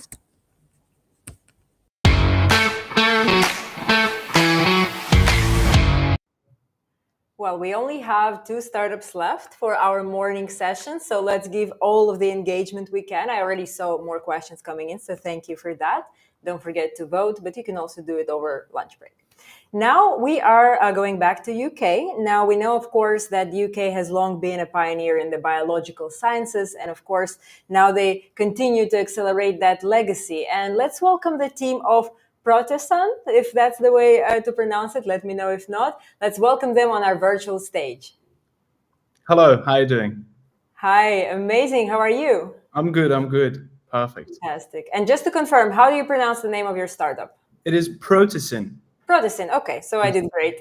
Well, we have your slides on. You have 3 minutes, and let's go. Perfect. So imagine if you could design a protein as easily as I'm speaking right now. But why a protein? Do you remember what happened during COVID? We had lockdown, depression, sickness, and even death. But imagine if you wanted to cure all of those patients with the old therapeutics that was in hand. That wouldn't be possible. But with the current therapeutics, which is a natural protein and peptide, we managed to develop a vaccine and present it to the world. But there is no guarantee that another outbreak wouldn't happen. And when it happens, because we're running out of a functional and a stable natural proteins, we need to be in a hunt for a synthetic protein. In Protestant, we are revolutionizing the synthetic protein design by introducing a web-based platform that has been validated by the scientists in the field that allows researchers to basically create the desired protein only by explaining the characteristics. And that protein will go through a validation protocol that has been integrated into our website, which will give another confidence to the user. I need to actually mention that all of these proteins, synthetic proteins, can be produced within a laboratory. In our core technology, we have advanced AI and diffusion model that has been trained on extensive protein databases, which will allow users to generate their protein within minutes, not weeks or months. So basically, that validation protocol, which is integrated into our website, will be another confidence and help for the users as well. In Protestant, we have 3 aims. Our first aim is to accelerate the drug discovery phase within a pharmaceutical company. Our second aim is to be an ultimate solution for any patenting issue that consists a protein in it, and to empower researchers to move the science forward. The way that we want to operate is in 2 models. In a B2B model, we're going to sell a license to the pharmaceutical and consumer good companies. In the B2C model, we're going to sell the subscription monthly or annually to the students and to the researchers worldwide. And in order to make this happen, we are seeking for $300,000 worth of seed funding in order to accelerate our core technology and expand on earlier stage R&D phase to secure initial pilot program and initiate intellectual property. In return, we're going to initiate our revenue generation by Q1 of 2026 and start our profits in 3 to 4 years. Our team consists of 3 people. Me, myself, I am a geneticist who is a head of science. Ali is a AI ML engineer, and Mohan is a backend and ML engineer as well. But why a startup bootcamp? A startup bootcamp gives us an access to a big pharma network, which we need, and also gives us mentorship to scale our tech. Also, being here is a proof of trust and visibility of our project. So, one protein can cure cancer. One protein can end an outbreak. Let's make a future healthier. Well, thank you for your pitch. Thank you for your clear story and being such great on time. Again, we love it when 3 minutes are actually 3 minutes and not turn into 5 or 6. So tell me a bit about your LLM and the diffusion model, because you're using the two. How does that work? So basically, when a user comes to our website and start explaining the characteristics of their protein, the first thing that will happen, that those characteristics, those texts will go to a first AI model. That AI model will generate parameters based on that text and then give it to a diffusion model, which will start creating the backbone of the protein. So the backbone of the protein is really important. It gives a stability and functionality to your protein. And then in the next phase, this backbone will get passed to another AI model, which basically create amino acids on your backbone and then give you a full structure, fully functional and a stable protein. After that, you can see your models into our website. But are you using your own LLM, or are you using an LLM and just feed it with the right data set?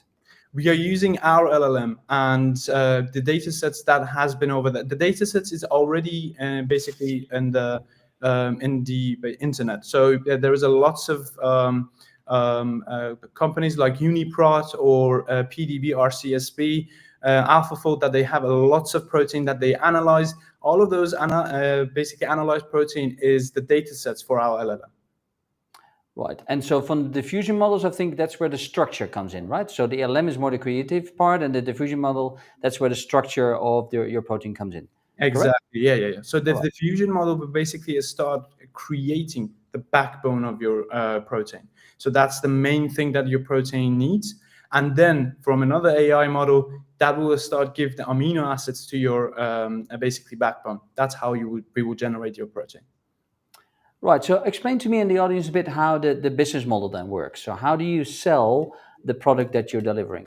How does that work? So basically, we're going to sell our business in 2 models. In a B2B model, we're going to sell the license of using the features and the tools within the Protosyn to the big pharmaceutical or mid-sized pharmaceutical companies. They can use it, they can generate their own protein, and then based on the features that they're using and the basically how many usage that they have, we're going to charge them a specific amount. In a B2C model, we're going to sell the subscription based on an AI token. So the amount of AI token that they use, we're going to charge them a credit, and then they need to buy the credit to gain the. Okay, so someone in the audience said, actually, can you give us a practical example? But you talked just about the pharmaceutical ones. How does a pharmaceutical researcher use your tool to tackle a real-world problem? Just walk us through the steps, please. Sure. For example, so imagine if a pharmaceutical company is working on, for example, cancer. So it's a specific cancer, and they want a specific protein in order to activate a receptor within a specific cell. So they don't have it in the nature. They cannot find such protein that is stable, that is functional at the same time, and do the right things that they want to do. They come to our website. They start explaining the characteristics of their desired protein. So they say, for example, we want a protein that interacts with this type of receptor that is stable for example, in an acidic environment, and basically have this amount of amino acids. So our website will basically start generating models of the proteins for them, and then gives a stability and confidence score to each of the models. So the scientists can use that one, and then we have a sequence of our protein. That sequence can be obtained, put it into a bacteria, and generated within a laboratory. So you have a vial full of protein, synthetic protein. Thank you. I mean, I'm sure that we can talk for, well, hours and hours in line, but I'd like to also give Sabina the opportunity for a question. Yes, so our signature question. So what is the number one thing that you want to get out of Startup Bootcamp Accelerator if you are selected? So our number one thing that we want to get from a Startup Bootcamp is access to a wide range of network of pharmaceutical companies and consumer good companies. I myself worked in Procter & Gamble, and I know how they desperately want a synthetic protein to do what they want to do and bypass a patenting problem in their company. So it is absolutely crucial to gain that access at first time. And then we're looking for basically investments in order to grow this business, in order to grow our models and generate proteins, a synthetic protein that is more stable, that scientists can have a confidence on it, and then do their research so we can basically help the world. Amazing. Fantastic vision. Thank you so much for sharing it with us, and we wish you best of luck in the next room. Appreciate it. Thank you so much. Thank you.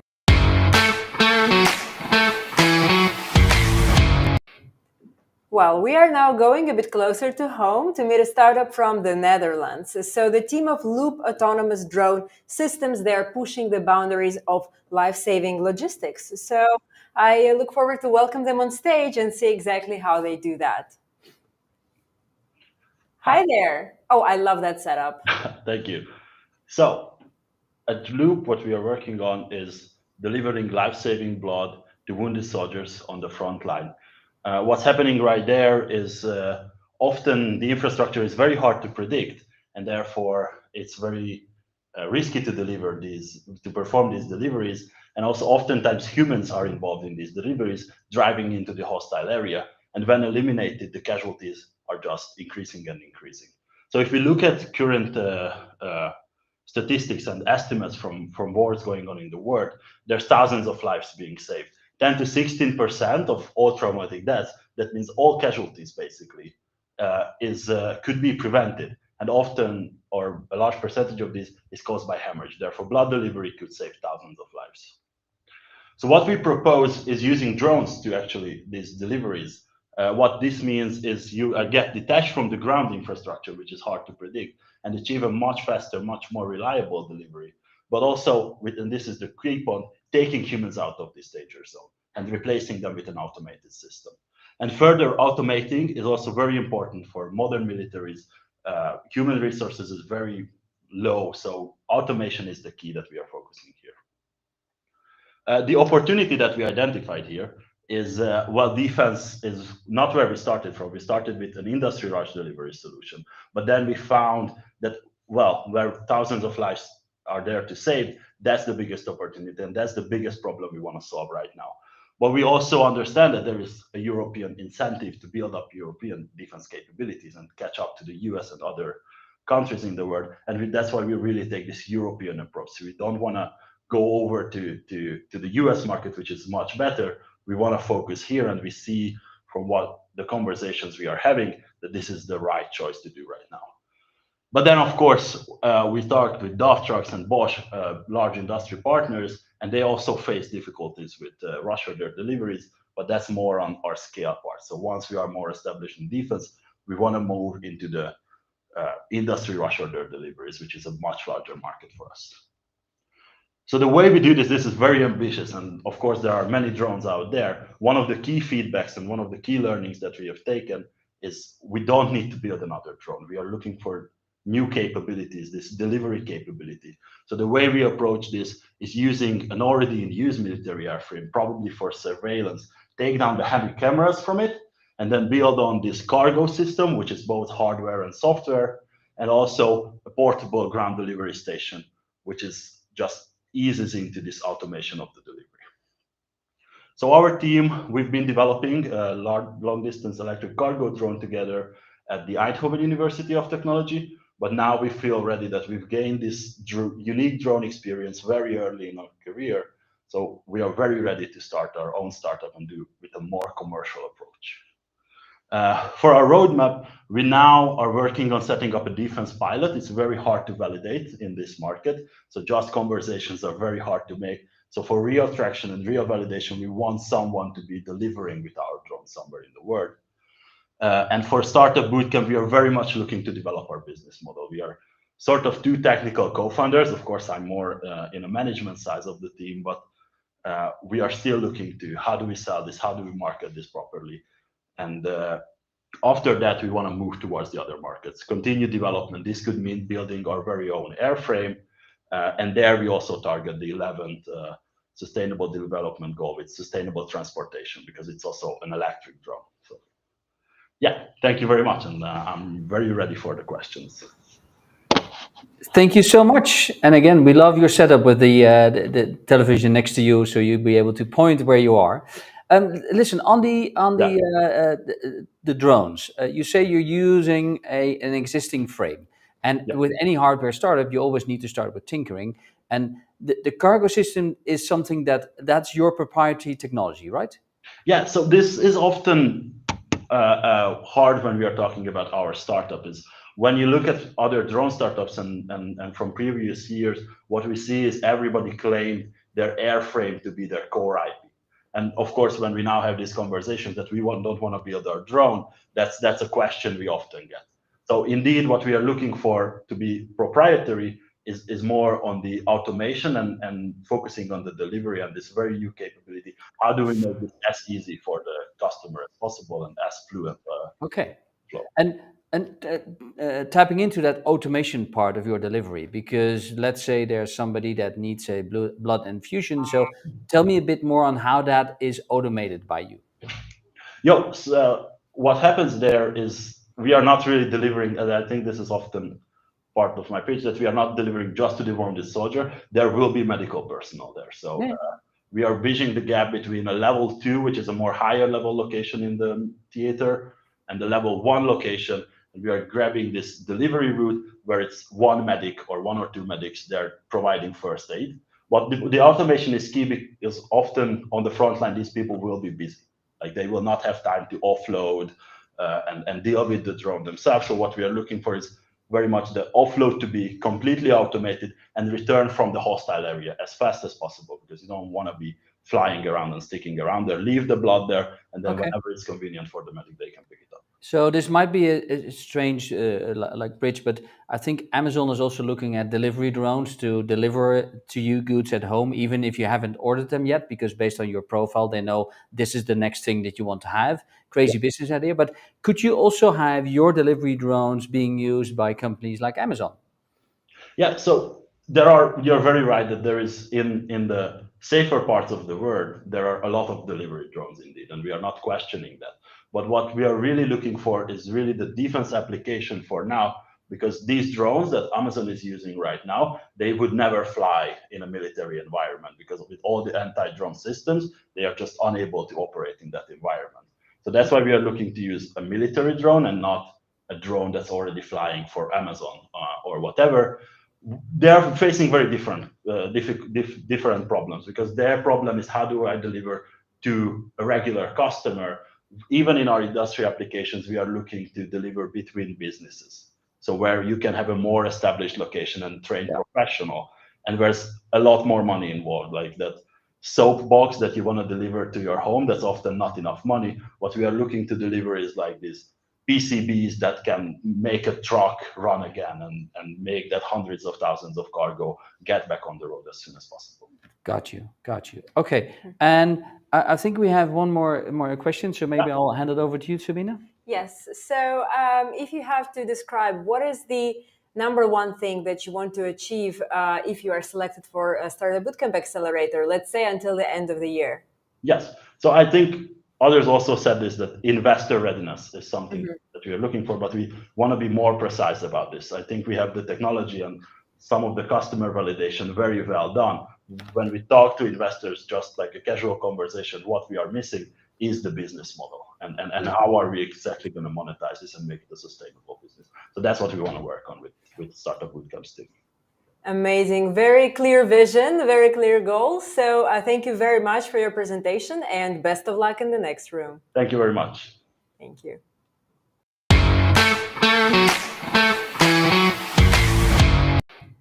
Now, we have one more before the lunch break, so let's make sure we give all of our engagement, all of our questions. The next startup is Proton from Nigeria. We know that they operate in a space where challenges are met not with hesitation, but instead with innovation. So let's welcome them on stage, the team of Proton. Hi there. How are you doing? Amazing. I'm good. I'm good. Um, Fantastic. We have your slides on, so you have 3 minutes starting now. Good luck. all right. So my name is Taiwo. I'm the CEO of Proton. Just as Henry Ford made cars mainstream globally, we're on a mission to make EVs mainstream in Africa with our 3 minutes battery swap network. Currently in Nigeria, as you can see, has less than 0.1% EV adoption, and here's why. John, a driver in Lagos, Nigeria, spends 60% of his income on fuel and really impacts on the standard of living, but is unable to make that transition to cheaper energy options. And here, that's because currently EVs are very expensive compared to its income levels. It takes 4 hours to charge and compared with unreliable power. So here's Proton's solution. We are building a 3 minute swap station with a robotic tray. And with that, we're able to remove the battery cost and John is able to purchase that EV with 40% slash. He can drive to any of our swap station network and replace his dead battery with a fully charged one in minutes, no waiting, no charging. We're building an open system for mobility and energy in a way that every car maker in the ecosystem, without building a new assembly line, can plug in into our swap station. It's very easy to deploy and cost efficient compared to other alternatives. We are playing in a $100 billion market. We want to initially target key urban areas in Lagos and Abuja. Our model to earn money is simple. We earn when the swap happens. And with 100 million swaps, we're able to hit our $1 billion revenue goal. We have initial traction, pre-orders for 10 EVs. We have external interest from Bolt and AP filling stations in Nigeria, currently closing local EV manufacturing with EN1. We have an amazing team, and together we want to break the barrier. Our CTO, Ajari, years of experience with local international OEMs. Also, John, our CMO, working to ensure that we hack partnership and get people using our swap stations. Why SBC? We want to leverage your partnership to engage EV manufacturers, battery manufacturers, and really get the funding that we need to pilot. We would love to collaborate for impact to save the planet with 50,000 kg of CO2 with 5,000 EVs and put monies back into this driver's pocket worth $50 million. Thank you. Imagine what we can do with the 100 million EVs. Thank you very much. Well, thank you for the clear pitch and explaining us how your model can work. I used to own a Renault Zoe, which was also an electric car, but you could buy it with or without battery, and indeed it was a bit of a price difference. The thing is, the battery could not be changed. So explain to me, if we would tap into your world, do I need a separate battery, or do I need a specific kind of vehicle for the battery to be able to switch by Proton? Yes, so what we've designed is we've made it very easy for any car manufacturer to, so we have a cassette technology where any car manufacturer can retrofit our battery component. So in a way, you don't necessarily need to have the battery component when you purchase the car. However, you have like a 5 kilowatt battery that will take you to the nearest swapping station where you swap the battery with a fully charged one. And I saw in your business model that you said per swap it is $10, but then I of course get a fully loaded battery, so I also have to pay, of course, for loading the energy into the battery, right? Yes. And So, yeah, go go. ahead, please. And so, how many batteries at one station could you actually fuel? So each in our swapping station box, we have about 10 battery compartments. Some cars can have one slot, some cars can have 2 slots. So some cars can swap one battery, some cars, depending on the model, can swap 2 at a time. Okay, and I think your competition is, of course, you can do battery swap or you can go to a supercharger. Now, this is, of course, I'm talking about European infrastructure here, but I'm also thinking about new markets you might be able to enter. If you compare your solution, the 3 minute swap, to me being 10 minutes on a Tesla supercharger, what is the difference between the two?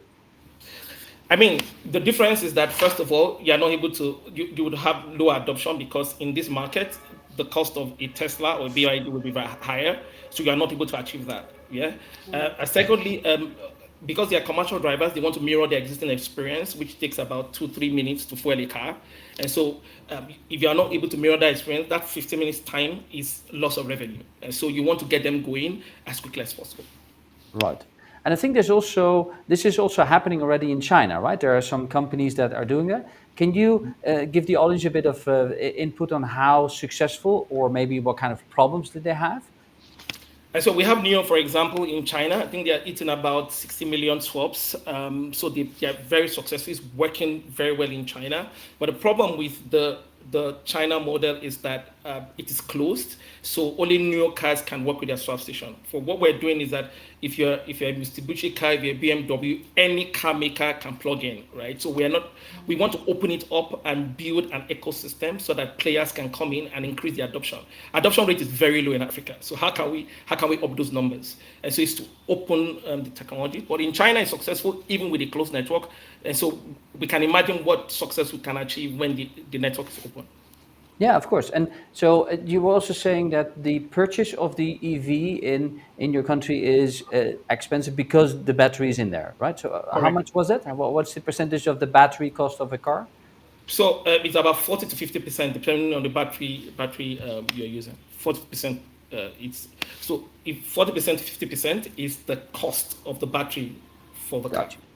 But then I expect your business to be quite capital heavy, because you, of course, need to buy the replacement batteries, and hence you need a bit of investment to get those replacement batteries in your charging station, correct? Yeah, correct. We are initially seeding the market. The idea is to get our partners like filling stations. I mentioned AP filling stations. The idea is that they buy this technology and we have a revenue share model when a swap happens. And if they are not able to sort of fund it, we're also partnering. That's why we have John, our CMO, who is going to get EV financiers, asset financiers to also fund, right? So if we have hacked the funding model, we have hacked the partnership model that lets us go in. Right, I'm going to refrain myself for more questions because I'm an EV owner, so let me hand it to Sabina here. Well, and thank you very much. Very clear answers. And the last question is, why do you want to be a part of Startup Bootcamp? What is your main motivation? So yeah, I read that you have partnership with Shell, you have partnership with some car makers. I want to close deals with them. I want to be in the room with them to say, hey, can you retrofit your cars and bring 1,000 cars to Africa? That's what I want. And investor readiness, yeah. We think this is a huge opportunity, and we want to be ready to sort of get into the heart of the investor and tell them this is a company to work with long term.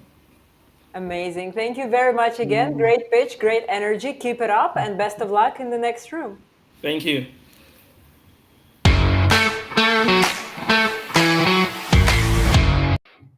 And that's a wrap on the morning session. And we're actually halfway through the 3 selection days.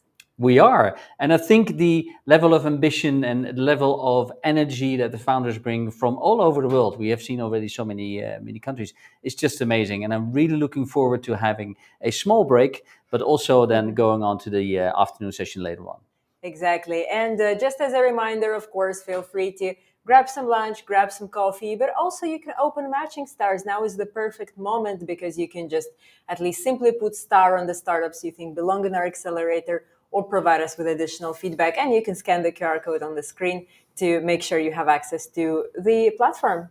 And with that, we will be back at 1:30 Central European Time sharp. Thank you, and see you in a bit.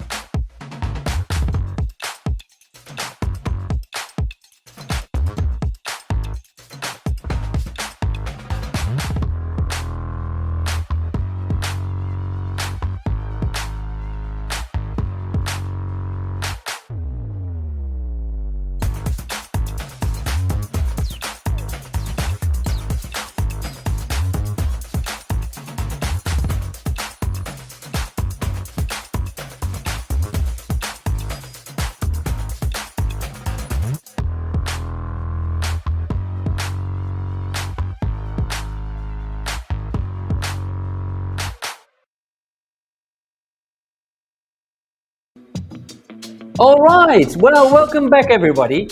I really hope you had a solid break and stretch your legs and maybe grab the second or third or fourth coffee, depending on your preference. And we're ready for the second half of today's Deep Tech and Robotics Showcase. And I do say that this morning set the bar very, very high. Exactly. And if you were with us this morning, then you already know what the founders are capable of. If you are just joining, no worries. We still have 10 more startups within deep tech and robotics today. And if you're new to our ecosystem, perhaps you're an investor, potential mentor, potential partner, then welcome. And if you have any questions further after the selection days, you can always direct them at relations@startupbootcamp.org. And in the meantime, I think we're ready to move on. I think we are. And please do not forget to get yourself on Matching Stars if you're not already there. Leave your comments, leave your questions, see the pitches. So feel free to go on Matching Stars and help us choose the best startups of the next batch. Exactly. So once again, every startup will only have 3 minutes to pitch. So that is the perfect time to drop your questions in the form right next to the player. We will make sure to ask them during the 5-minute Q&A. And of course, the earlier you ask the question, the higher is the chance that it will actually be asked. Now, the very first startup comes from Lithuania, and we have BridgeHex, a platform that makes secure video streaming simple, scalable, and affordable. So let's welcome them on our virtual stage. Hi there. Hello, hello. How are you doing? Yeah, Are doing you well, excited thank to you. pitch? Yeah. Thanks for Fantastic. this opportunity, and nice to We're meet you. very happy to have you with us. You have 3 minutes starting now. We can see your screen, so all goes well. Good luck. Yeah. So, BridgeX is the secure video platform built to protect content with enterprise-grade DRM, zero retention, privacy, and seamless streaming, giving creators and enterprise unmatched control and security. BreachX stops video piracy, keeps data private, and gives creators simple, affordable protection and scales with them. Without BreachX, creators are left with weak DRM, high cost and data risk, inefficient workflows, and no real control. BreachX makes video security simple, affordable DRM, no data stored, compatibility with your servers, and fully customizable to your need. BreachX is unique because it gives enterprise DRM to everyone, protect privacy and zero data storage, integrate well with your servers, and offers full API flexibility. Unlike other platforms, BreachX delivers full DRM, watermarking privacy, and flexible control at low cost. Features competitors either restrict or don't provide. BreachX is ready for launch, protected by patents with SAS and API tools supported by early market detection and EU support and an experienced founding team. The video market is exploding. E-learning is booming. Piracy costs billions. User demand privacy, and SAS video platform are set for big revenue growth. Our market opportunity is significant and huge: 9.2 billion overall, and 1.65 billion we can serve, and 41 million we can realistically reach in 3 years. We start in Lithuania and Europe, expand in major European markets, then enter the US. Along the way, we keep growing with trials, community, and a strong partnership. Our sales pipeline moved from a lead generation in trials, proposal, and closing with upsells later. The goal: 50 B2B clients in the first year. We earn through SAS subscription, add-ons, and enterprise services, and margin up to 80% thanks our lightweight bridge model. We are raising 500,000 seed to grow product sales and compliance. Our goal is 1 million ARR with 24 months and US launch in 2027. Our team brings over 40 years of combined experience of SAS, telecom, software, finance, and global marketing. Experienced founder and leaders driving BreachHex growth. Thank you. Thank you very much for the clear pitch. And let me go into the DRM part of what you're saying. I had a bit of DRM on ebooks a couple of years ago, so I know a thing or two about that. And one of the things with DRM, digital rights management, is that people always will try to remove it. Can you explain to me and the audience how you make sure that DRM cannot be removed from your videos? As I said, we started in Europe, and because there are a lot of raw and commitment for that, and start with this startup there. And DRM, we have the DRM for any platform you can see, but after getting a start, the make a community with clients. This is the technology of the basic of technology in our startup. So with this DRM, we can protect really 100%. This is the revolution of this, because yeah. But are you using similar techniques like Apple? I think it's called Apple Fair Play or something. Is that something that you're using? So there is something specific that we are using, that our competitors, even you can use the application in their platform. Behind that technology that they are using, there is a web version. When you are using the web version, even you don't use the web version as a client, you have a bug. You have a way, you have a specific way to go through. But we don't never use the web version, and we always as a provider, we're doing this commitment, and we are as a carrier with the code. After for example, the client asks for watch the video or the live stream, he asks for example, the server make that content with the encryption, and after in the client you can see the video without any yes. There's decoding after watching this video. Well, one more technical question on this. I used to live in Thailand for a couple of months, and there I was able to see movies that were actually filmed in Chinese theaters. So the movie was not bought, but somebody actually filmed the movie with their iPhone and then was that doing on a big screen. So with your content, could I also record the screen where your video plays and hence have a non-DRM protected video from your content? Yeah, it's a really good question. We have a lot of features to protect the client's content.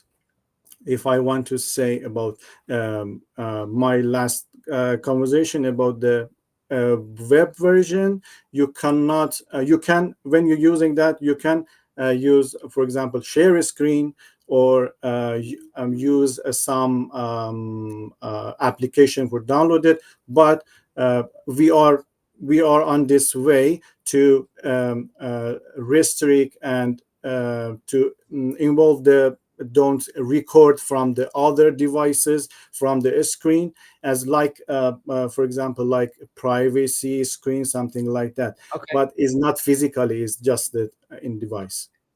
Got you. So I know that in the other rooms you will have much more questions also raised about your business model. So thank you for these questions. And maybe, so here you have one more. Yes, our signature question. So what is the number one thing that you would like to get out of Startup Bootcamp Accelerator if you're selected? Yeah, definitely. First of all, we are looking forward with as a partnership with the Startup Bootcamp, because we are really familiar with them. We have the startup and as a community with that, and we are going with them, and because they have a massive network, and we start with trials version and make events, and the local event in Europe and anywhere that we can hold it as a get a customer. Yeah. Fantastic. And anything like a personal motivation for you to pursue this startup? So, yes, I like to find out the new version of any technologies because I love the technology, electronic computers, and when I see the this project, I really immediately accept that situation position, and I love to work in this situation in any time, anywhere. Yeah. Let me chip in one more because I do think that on your team slide, I saw somebody that I know, like Ali Reza. Is that somebody that had his own startup already going through Startup Bootcamp? Yeah, yeah, yeah, exactly. Oh, fantastic. Wow. That's nice stories. Yeah. And what's your connection with Ali Reza, if I may ask? So I have friendship with Ali Reda's friend, and because my experience about 10 years as a market and sales in JTI company in Middle East, and I have a lot of experience in market, so I'm really happy to be here. All right. Amazing. Well, thank you very much for your pitch, for your answers, and we wish you best of luck in the next room. I appreciate it. Thank you so much. Thank you.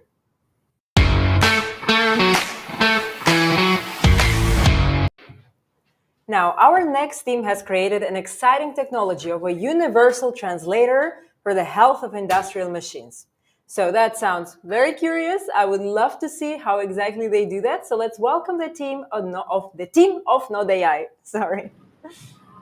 Hi there. How are you? Hello, thanks. Well, we're very excited to have you here on our virtual stage. I see that we have your slides up. So you have 3 minutes. Good luck. Thank you. Hi everyone, my name is Faiza Zamani and we are Nodai. Welcome to World with Zero Unplanned Downtime. Let me start with a question.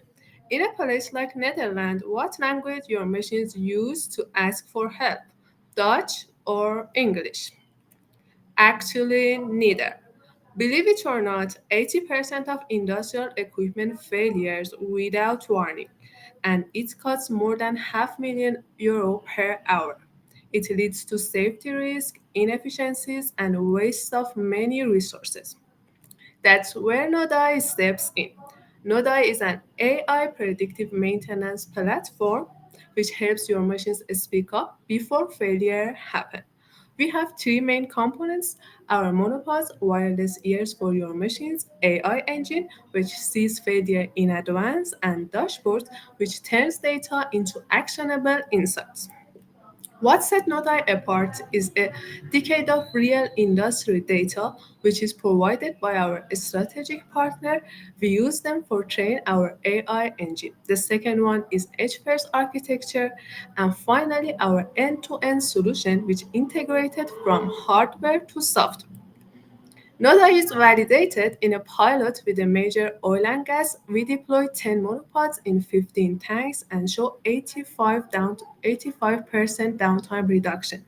In this project, €100,000 secured pilot revenue for us and €1.2 million projected annual savings in this industry. Market opportunity, where innovation meets market. Global predictive maintenance market projected to reach €60 billion by 2030. And it's not just prediction, it's already in motion and Nodai sits in the heart of it. Our business model is designed to be flexible as industry with severe hardware as a service or purchase, SaaS that is scalable by demands, and professional services which tailor everything by our client needs. Nodai is powered by a team of diverse innovators, from high-tech expertise to execution market. We all ready to turn vision to reality.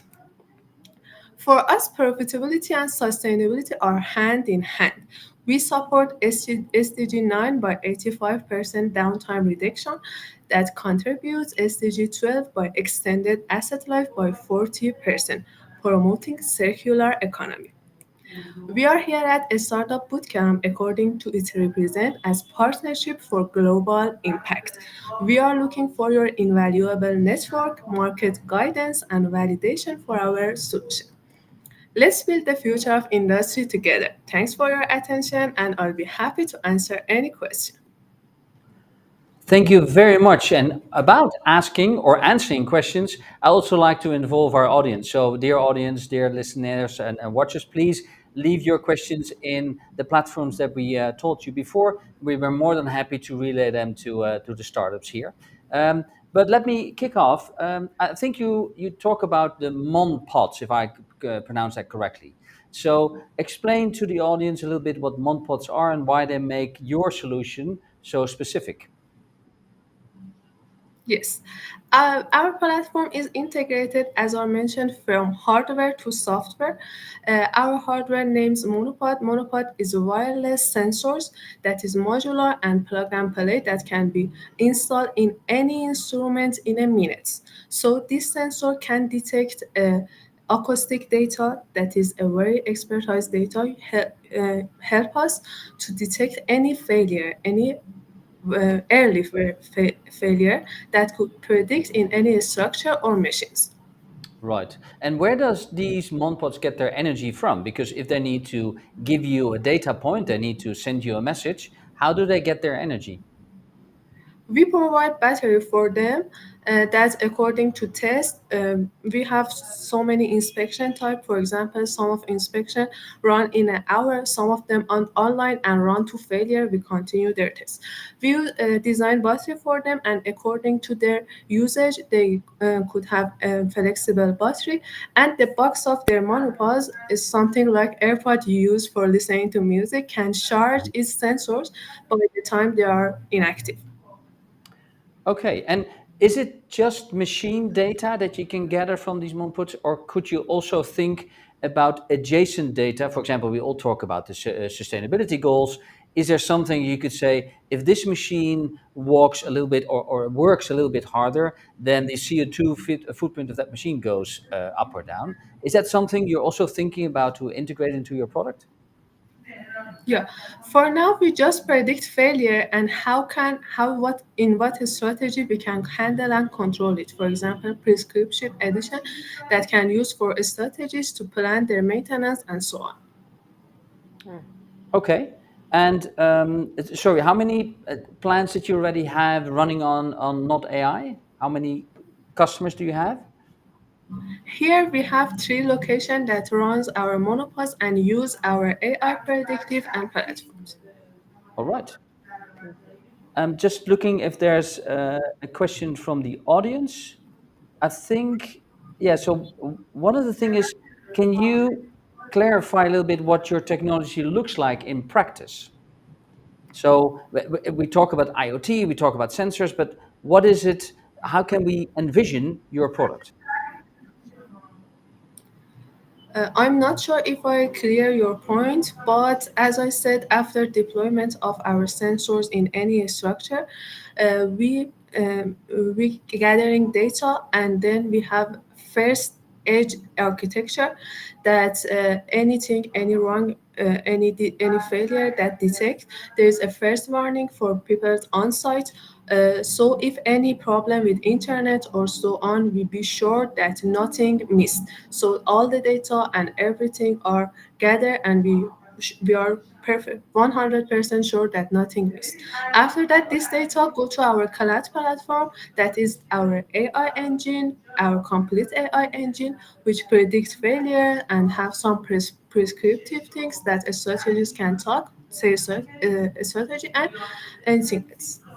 Okay. Now, I think sometimes audience find it hard to picture an IoT sensor, but I know what you're talking about, so don't worry about that. And if you think about I mean, there's a lot of predictive maintenance already out there, right? There are some companies that are doing similar things. What would be your competitive edge? Where would you really make the difference? What sets you apart? As I said, our AI engine are trained in real industrial data, which is gathering over decades. As you know, data in AI is really important, and it's sometimes time gate mode that no one can get it. So I think this is the most important things we have here, that we use it, and we have high accuracy in our AI engine. According to that, in order to other competitors that has a piece model or complex solution, we are simple, focused, and ROI driven. We want to solve one problem better than any others. Right. And are you then also a question from the audience? Are you then only, it's still a big task, but are you only providing the analytics, or do you also have built any proprietary hardware or any data collection algorithms that is really your propriety? We don't just provide analytics. Analytics is part of our jobs. We're going to through digital twins and so on. Many other more engines that help us to be accuracy and to develop our markets to many industries. Okay. Fantastic. Maybe another question from the audience. What would you say then is your long-term vision for the project? Our vision is to create a world with zero unplanned downtime. We're gonna prove this by partner and so many other elements that we need in this road. Our strategy is to get pilot project to show what we are talking about, to show numbers to our clients, show our case studies to our client to be sure that this is possible. So do our best to make it real. So maybe a follow-up question to that. What kind of partners would be the best for you? What are you looking for? According to our strategy, the most important thing for us is pilot projects. Someone who could be ready to test our project and give us our feedback. This kind of feedback can help us to develop in the road of needs of customer. This is important for us, and we really want this. Fantastic. Well, thank you very much for your pitch, for very clear answers. And of course, we wish you best of luck for the next room. Thank you very much. Have a good day. Thank you. You too. Bye.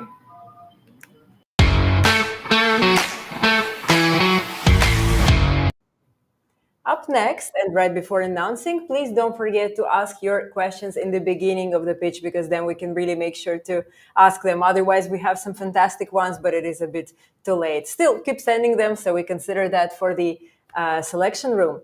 Now, the next startup. Of course, we know that some of the world's most meaningful investment opportunities have historically been out of reach for most people. So today, the team from South Africa and Neagex will tell us exactly how they help tackle this challenge. So let's welcome them on stage. Hello, hello. How are you? Hi, hello everyone. I'm very well, and how are you? Amazing. I heard from the team that you will be pitching without the slides. That means that all attention is on you. So yeah, best of luck. We have 3 minutes. Thank you very much. Good day again. My name is Tolan Komalo. I'm from Johannesburg in South Africa. At the core of our innovation and solution at Energex is unlocking liquidity in clean energy investments in Africa, and also allowing for broader participation in this sector. Africa to date has seen about $40 billion invested into clean energy, and this is expected to increase and more than triple over the next 5 years. However, some pain points remain in this sector, one being the lack of liquidity for these investments, even though they are long-term in nature, and then again, the lack of accessibility to a broader investor base. So then we find that the problem that we are addressing is that developers have got their capital locked in these projects for up to 20 years with limited opportunity to unlock capital and recycle it. And further, investors who may not have a long-term investment horizon also have got limited exit options once they invest. And thirdly, because of the high capital requirements, we find that ordinary Africans are not able to participate in this sector. Our solution as Energex is a digital platform that serves as an investment platform. Basically, we use blockchain technology to take these illiquid physical assets, and then we convert them into digital tokens, and then these tokens are made available to ordinary investors, institutional as well as ordinary like you and I. So on the presentation, there's a quick illustration whereby on the big screen, we show the listing of the energy assets, solar, wind, and hydro. And then there's a separate section on the platform, which then where the tokens are listed and made available to investors. Our revenue model is primarily transaction fees, which is a commission that we earn on every trade on the platform. Comparative analysis, there are some energy secondary funds, but our platform stands out and is much better in that it allows for fractional ownership, it is transparent, it allows for trading, active trading of these investments, and also it is financially inclusive. We have developed our prototype and we are currently engaging with 3 developers in terms of building our asset pipeline for listing on the platform. And also we are engaging with investors, individuals and institutional. And also we are finalizing our regulatory approval process. Our ask in terms of investment is $500,000, which will take us to launch initial trades.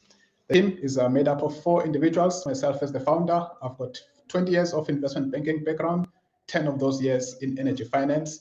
And then we have our chief investment officer who assists in terms of structuring this product or these tokens. Again, this is a highly regulated sector. We have our legal and compliance officer and also our clean energy expert. We are addressing 3 SDGs, affordable clean energy, climate action, and partnerships for the goals. From Startup Bootcamp, we are looking for acceleration in terms of our go-to-market, as well as credibility globally and regionally, as well as funding readiness and partnership. Thank you very much. So Lani, thank you very much and my compliments, because it's not easy to pitch without a deck, but you came out with, how do you say, beautiful colors. You nailed it. So thank you very much for taking that challenge and still being able to deliver your pitch. Thanks. So talking about your product, the tokenization of real world assets, also energy tokens, etc. Like you said in your pitch, it is a market that is already a bit crowded. So I think one of the most important things is, what would be your differentiator? And I guess this is on one of your slides, but I'm giving you now the opportunity to focus into the main differentiator between you and other players in the market that try to pursue the same business dollars.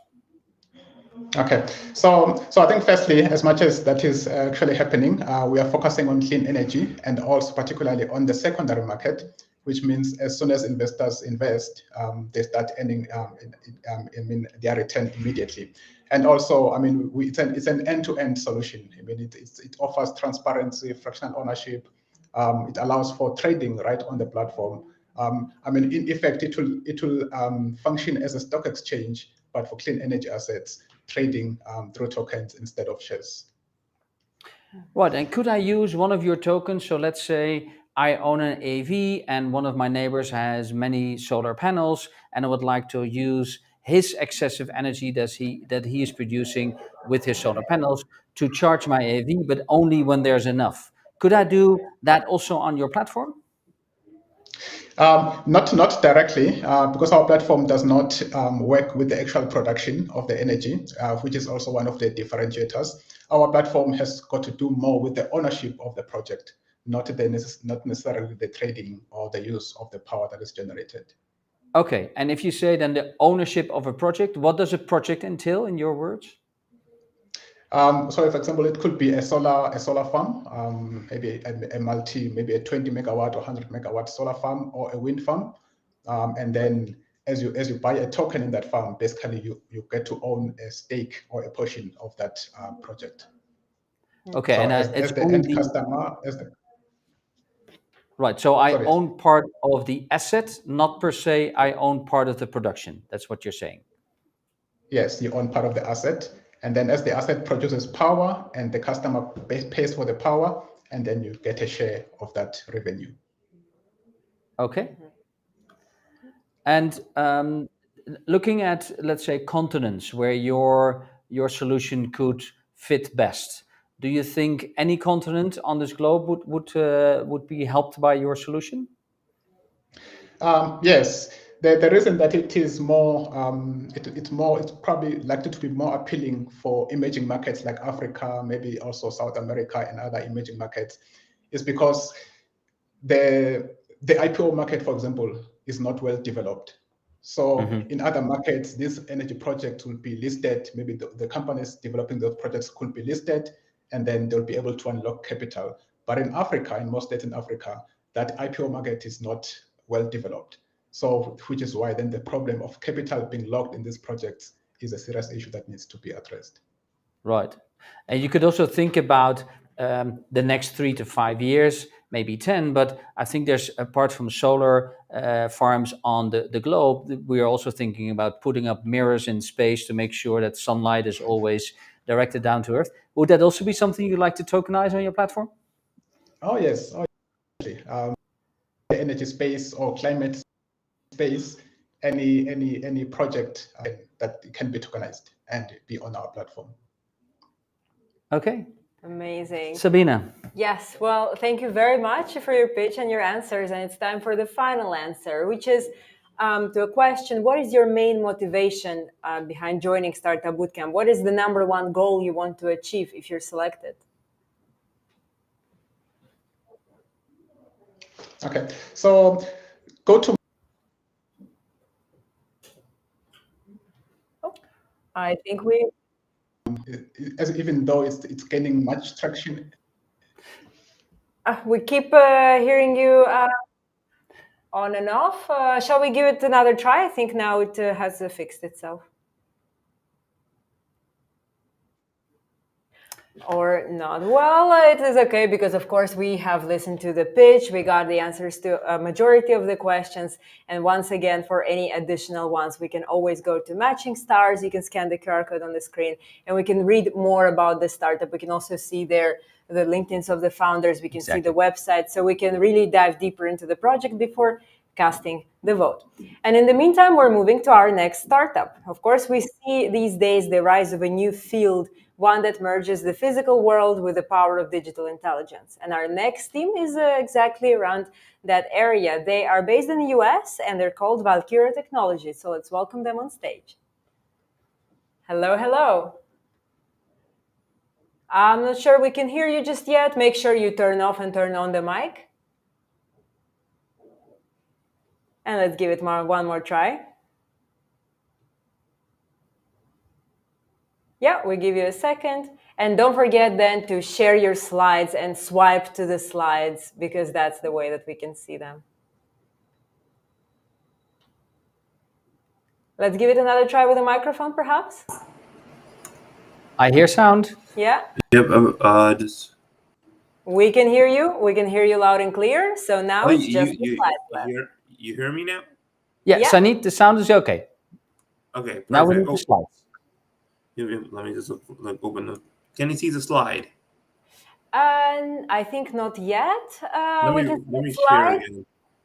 Oh, we could just see the slides, but you need to press on the full screen.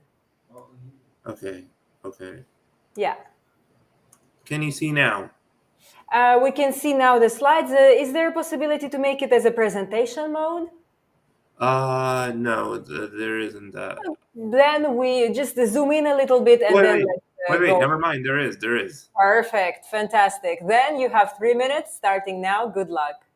Thank you. So thank you for having me. My company is Valkyria Technologies, where we are revolutionizing emergency battlefield medicine, specifically trauma care for military health, utilizing augmented reality with AI. We're in situations where really lives matter the most and where every second counts. All right. So next slide. Can you see this clearly? No, not yet. Okay. Not yet. Your slides were shown and now we lost them. So do the same thing that you just did 2 minutes ago and just start from slide number 2 and then you'll be fine. Okay. Can you see? Not yet. I don't think so. Can you try to start a share from scratch? Because I think you stopped sharing. Stopped. Okay. Let me try it again. Okay. Better?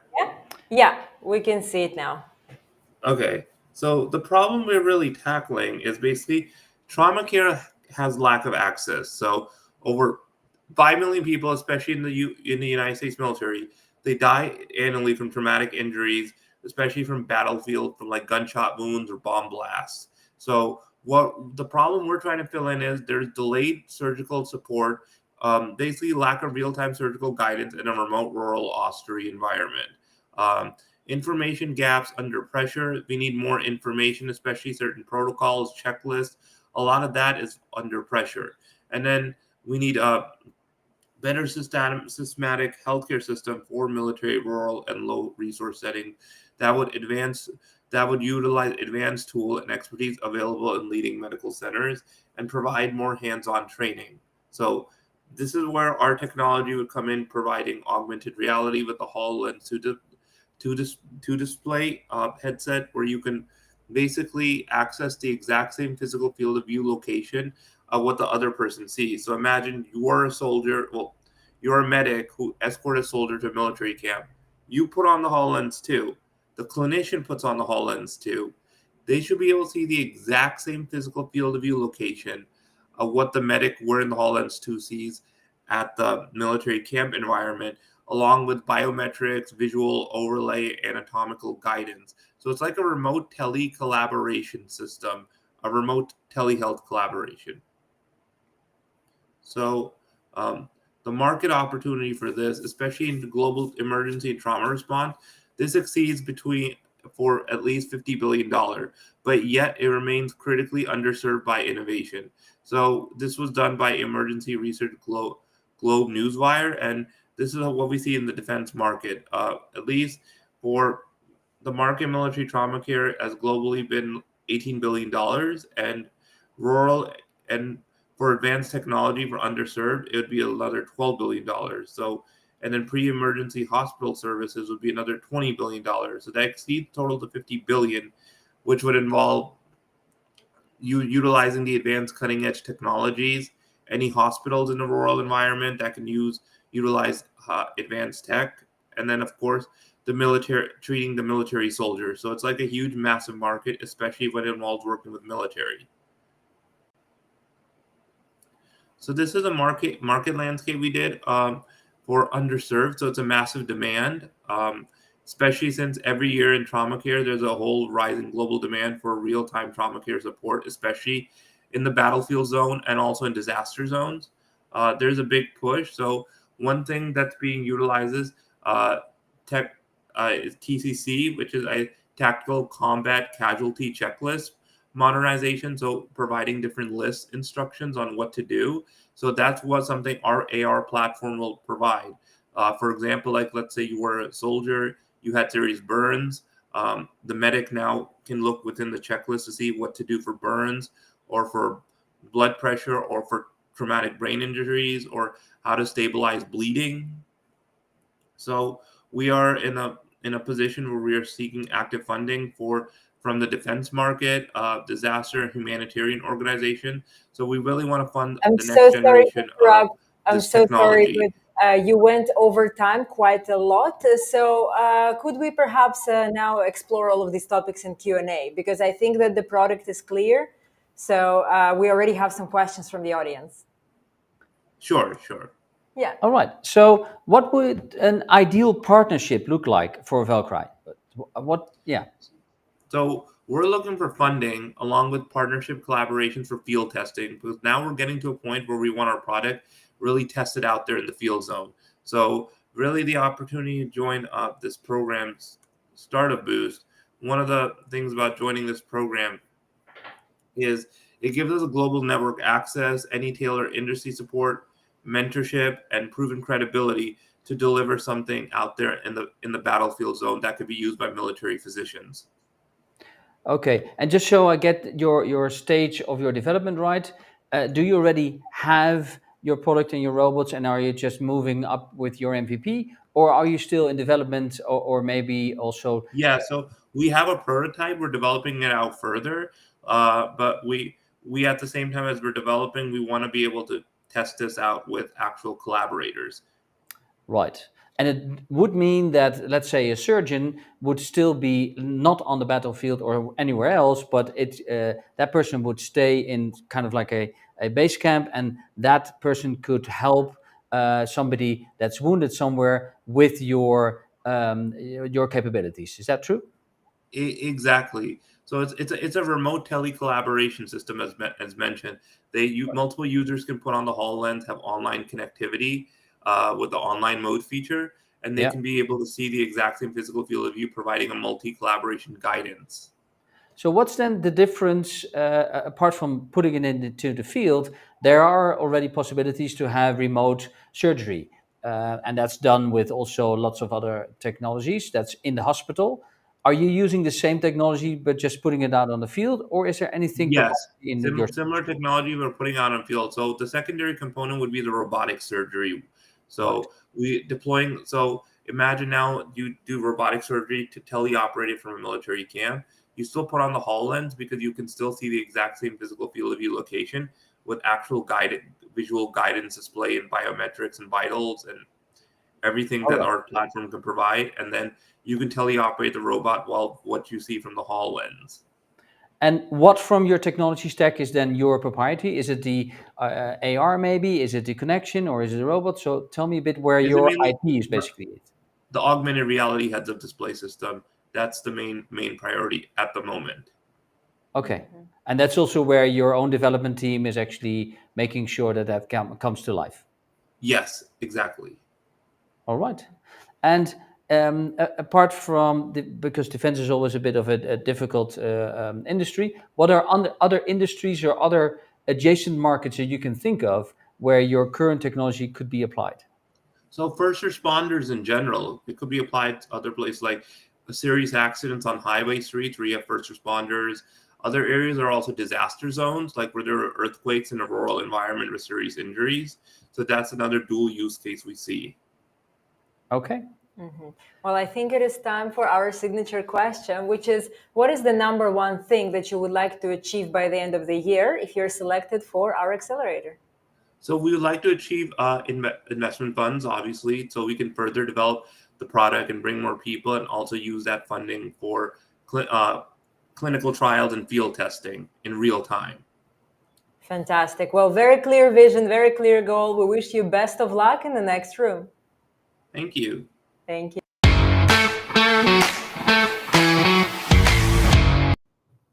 Now, the next startup, again, is quite exciting, and I promise I had nothing to do with that. This is purely a coincidence, but it is, again, from Azerbaijan.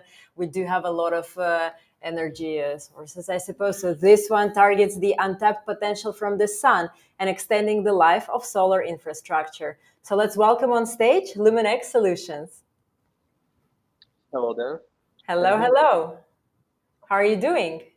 I'm doing great. Thanks. How about you? Amazing. Really excited to see you. We have your slides on. You have 3 minutes and you can start now. Okay, thank you. So, hello, dear ladies and gentlemen. My name is Ravan Kulsaka and I'm here today to present to you Dominate. The first time I've learned about the solar energy, I was fascinated. Harvesting the infinite light energy of the sun just seemed like the true solution to the energy crisis. And it was fascinating. But solar energy had its own flaws. The sun's rays are scattered across the spectrum, and our solar panels are only good at harnessing some of this spectrum, the visible light and some of infrared light. Most of the infrared light just heat the solar panel, and UV rays not only just heat the solar panel, but also damage its electronics. Research shows that prolonged UV exposure reduces the life expectancy of the solar panel by 5 to 7 years, creating tons of e-waste every year.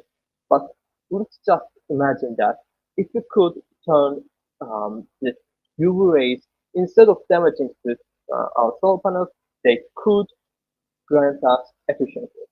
Well, you don't have to imagine anymore. With the help of the Luminex's solar field, UV rays are kept in our glass and it is emitted as visible light that solar panels can use. We get 3% increase of power generation right away, and we see 10% efficiency gain over the lifetime of the solar panel due to less degradation. Luminex also increases the life of the solar panel by more than 5 years.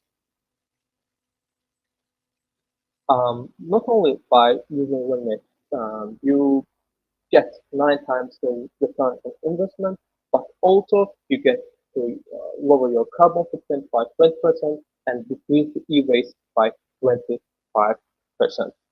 With this, you also play your part in fighting against the climate change.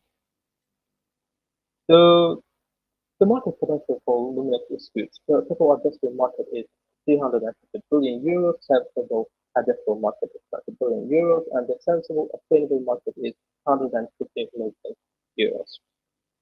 Right now, our local market, our focus is on two biggest clients. First, the government. In Azerbaijan, the biggest solar panel projects are done by the government. And secondly, the private equity companies that are focused on solar. Coming to the traction, we have signed our first contract with the government for 10,000, which is for the pilot project, and like the excess support for Robotics and patent is also done by the government. Next slide. Unlike the competitors, Luminex is really easily replicable, with the solar panels already in use and can be manufactured in mass, making Luminex more affordable than other solutions. Right now, we're in the stage of pilot testing, and in the coming quarters, we are planning to get the patent and increase our manufacturing capabilities to get more. Also, we are trying to get more partnerships in the local and the regional market. To come into the team, why are we the team for success of the Luminex? Because the youngest and the brightest of our Azerbaijan in every aspect of development of this process, supported by our experienced advisors, and that is why I believe Luminex is going to succeed. So thank you for your patience, thank you for your attention. This was Luminex. I can get the questions myself.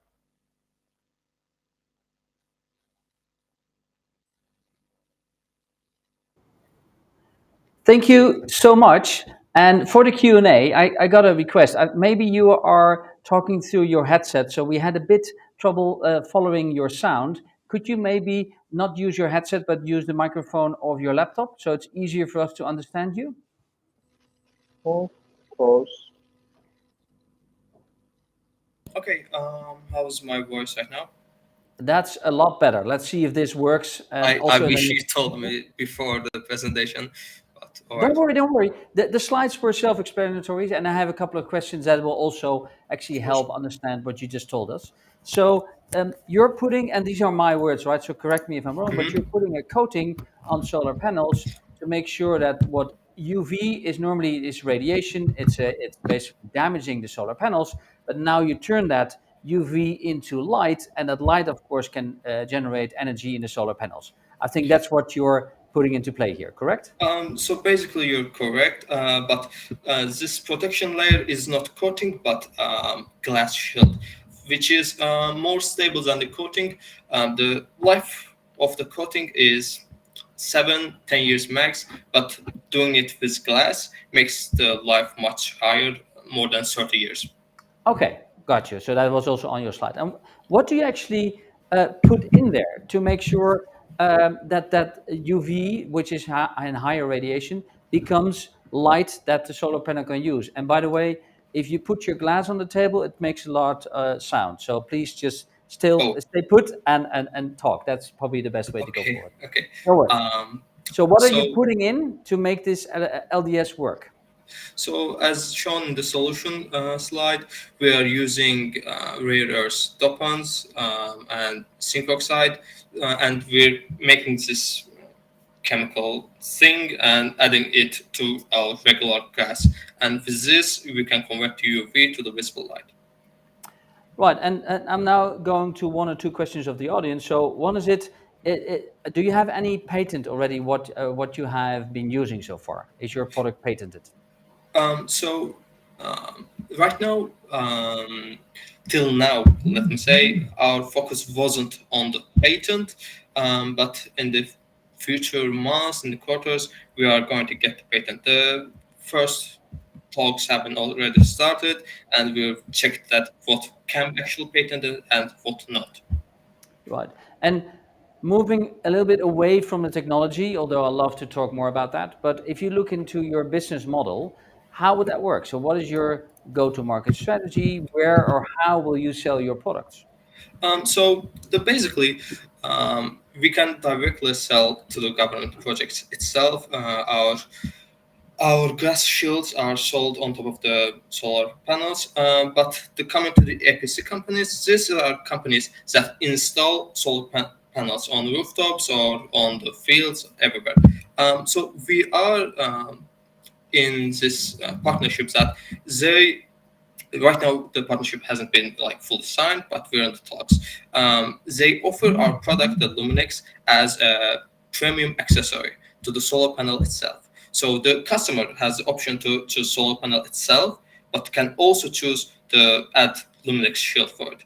And it makes sense for the customer because they get more return on investment than the solar panel itself with the Luminex. Solar panels usually grant you like 3 times the return on investment, but with this you can increase your yields, and it also like increases the life of the solar panel.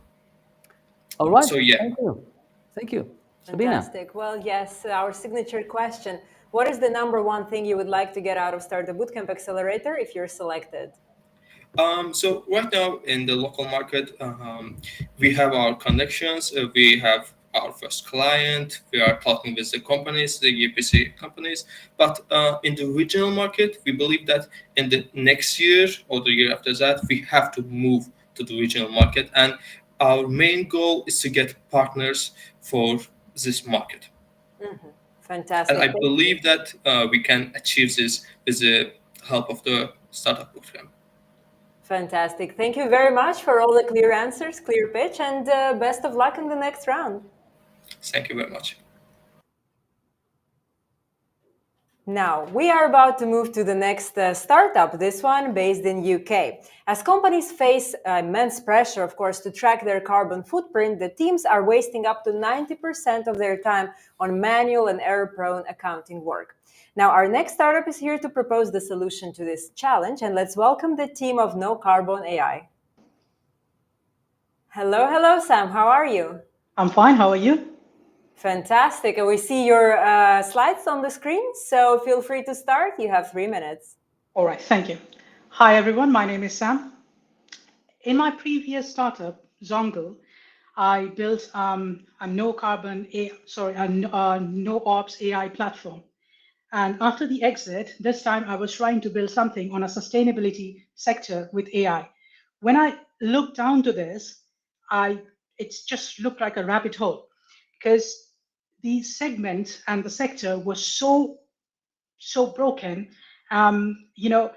When I talk to the businesses, I realize that it's not only me. The businesses and the carbon accountants are facing the same problem.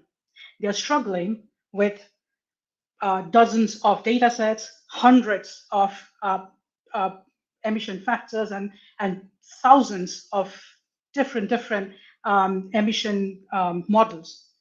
So what really happening is is when they are trying to get the emission data for the particular problem, they are not getting it correctly because the granular level calculation is broken. That's when I think it's a really big problem, and it's being a bottleneck for the solution for the entire climate action. And we are solving that with the help of AI. So if you see in the market current, either there are carbon accounting software as a service solutions, which are overpriced, or either API as a service solution. But we are different. We are building an AI as a service platform where you just put your query in plain English and you get complete, accurate, and transparent, auditable results. If you see, we have a smart benchmarking thing where your data is, it not only tells you what kind of carbon emission and how much carbon emissions you are having, it also takes your industry and then get the satellite data and then pit that against the World Bank data and try to find out industry level benchmark emission for your segment. So right now where we are. So if you see on the left section, right now we are just our carbon emission calculation. So we are, for the companies right now, we are doing carbon calculations for tomorrow, but tomorrow we will be reducing their emissions with intelligence. It could be separate, it could be route optimization, it could be different service provider suggestions, or it could be supply chain intelligence. And there is one thing about this entire thing is it is backed by granular level graph neural network. So what actually happening here is I know many of you might thinking that AI might hallucinate, might not give 100% accuracy. Why you claim? I mean, how can you claim the accuracy for? The thing is, we are using a graph neural network with MCP servers. So what actually happening is the graph neural network flows when it gets the query and it hits the exact MCP that requires that calculation. So we are getting the calculation calculated by traditional Python, but at the same time, it's the AI who is invoking that function. So having said that, we not only have, in our second week of beta, we have already signed more than 5 NDAs in just second week, and then there are dozens of interests there. And also we have interest from one of the leading market carbon accounting solution providers, capital investor, I mean the lead round investor, they were also trying to get the access to the platform. But the thing is, we are very tightly governing the beta access, because we want to make sure that the people are using the beta in order to train our graph neural network to produce the results. It's actually $1 billion market, but on the inflection point. And we are trying to democratize the carbon accounting, not just by serving the Fortune 500s. So here is an opportunity for us to go forward. Amazing. Thank you, everyone. Thank you very much. Hate to interrupt you, but we went quite some overtime. But the good thing is that we already have some questions. So let's start with those. There you go. So to start off, you talked about the graph neural network. Right. Now, maybe not all of us know exactly what it is. Can you explain to me what a graph neural network is, like I'm a 3-year-old? Right, definitely.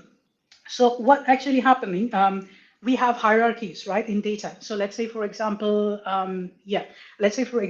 we go mammals. So mammals, humans, and then, for mammals, let's say we go to elephant, and then smaller mammals, probably we get to goat. So this is how we classify the data, right? So a graph rag in a graph, we classify this. And the neural network means, it's like brain, the neuron, how it flows. Like when it comes to any point of your body, then it flows back to your brain. So that's how in the graph, when the query comes, it just flows around the graph and tries to understand that where it is exactly matching. Whenever it matches, it clicks, the AI tells that, it's clicking here, and then kind of run the function in that end or edge. Thank you. So that was a Perplexity style explanation. Now you also talk about your Perplexity style front end. Right. Funny enough, maybe a couple of years ago, people would have called it a Google style front end, and now they say Right. Perplexity. Why did you choose Perplexity as the way to move your front end forward? I really love this question, because we tried many front ends. Yeah, it's the 5th one, I would say, and I'm also a member of Carbon Accounting Alliance in the UK. And in the last 1.5 years, I just reached out to many of the accountants, taking them for drinks and all, and just trying to let them use the kind of front end that we are building. And I used to it kind of looks like the people more sticks with that Perplexity kind of thing. And it also gives us to put all of the elements and make it simpler, not making it clumsy. So yeah, it's like the one that clicks for us. All right. And if you talk about combining natural language queries and satellite data, I mean, where do you get your satellite data from?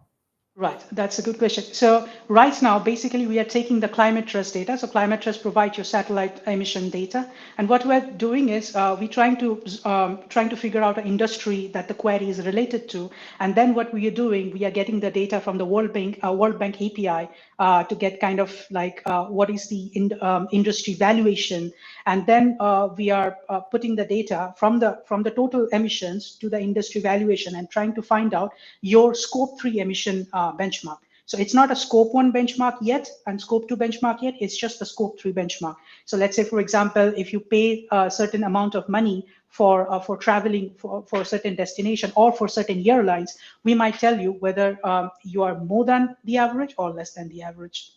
Then maybe explain to the audience also, especially if you go into scope 3, I mean, in the pitch on the Matching Star says 100% accurate. I think scope 3 and 100% accurate, they are a bit tough on each other. So explain to me how you can come to 100% accuracy on scope 3 emissions. Right, that's a really good question and really granular level rationale behind there. So when we say 100% accuracy, it's not actually in the level of accuracy what we are saying that in the perception wise, but when we are using AI and in exchange when let's say, for example, you as a carbon accountant do manually, the two results would be same. That's what I mean. That's what we mean by 100% accuracy. And but if there is not available life cycle emission for a product in the market, we probably cannot find it. So we are not creating data sets. We are just using the data sets that is available by the government, by the companies, by OpenLCA, or let's say in Exiobase or GLEC like that, or CEDA like that. Thank you, Sam. I hand it over to Sabine. Yes, for our final question. So what is your number one motivation in joining Startup Bootcamp Accelerator? Right. So it's definitely the market. We change certain linear algebra in the backend model so that it makes very cheap 50p for 50 queries. So we want to reach out as many European consultants as possible, and I think the Startup Bootcamp will be a gateway for that matter. Amazing. Thank you very much for sharing your vision. We love your energy and we wish you best of luck in the next stage.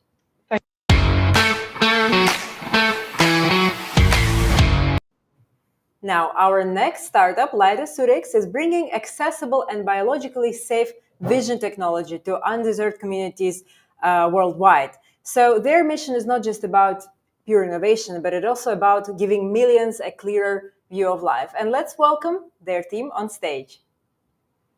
Hello, hello. I don't think we can hear you just yet. Try to turn off and on your mic. That usually works here. Not hearing you just yet. Let's give it another try. Just check if maybe you have any headphones or anything else tuned in. Not yet. Unfortunately, we could also try to have you on and off, maybe together with a microphone.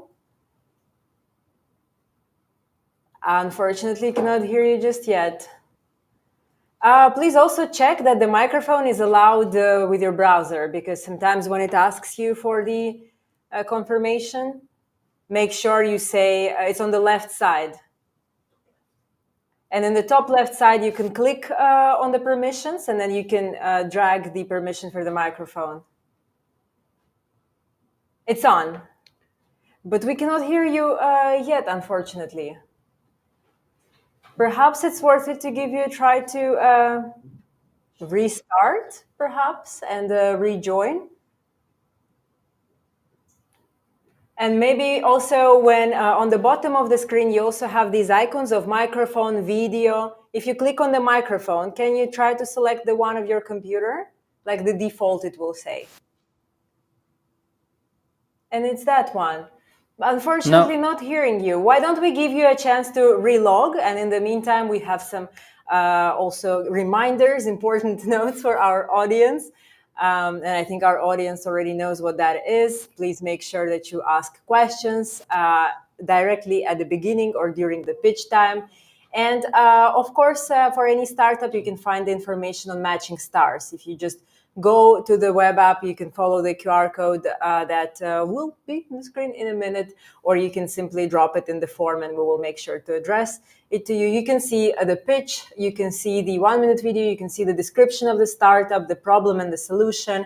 So there is quite a lot that we can address, even if for some reasons we don't hear the startup's pitch, you can still make up your mind. Now, in the meantime, we can be joined by another set of founders. So we can meet the team of Trinova Q from Tunisia. And as Africa embraces electric mobility, cybersecurity is becoming as crucial as infrastructure. And this team is stepping up to protect vehicles, data, and networks. And let's welcome them on stage and see exactly how they do that. Hi there. Let's see if we can hear you. Yeah. Now, these mics sometimes cause the problem, so I don't think we can hear you just yet, but maybe you can try to even turn it off and just use the microphone of your laptop. No, cannot hear you yet. Try without the headphones. Sometimes it works. Are you sure they are taken out of the laptop? Somehow, and then again, then let's do all the same steps. So on the very bottom of the screen where you have microphone, video, etc., if you click on the microphone, can you pick the default? Okay. Can you hear me right now? Yes, we got you. We have a 50% success chance here. So we are ready to see your slides. Let's make sure that they're all prepared. Okay.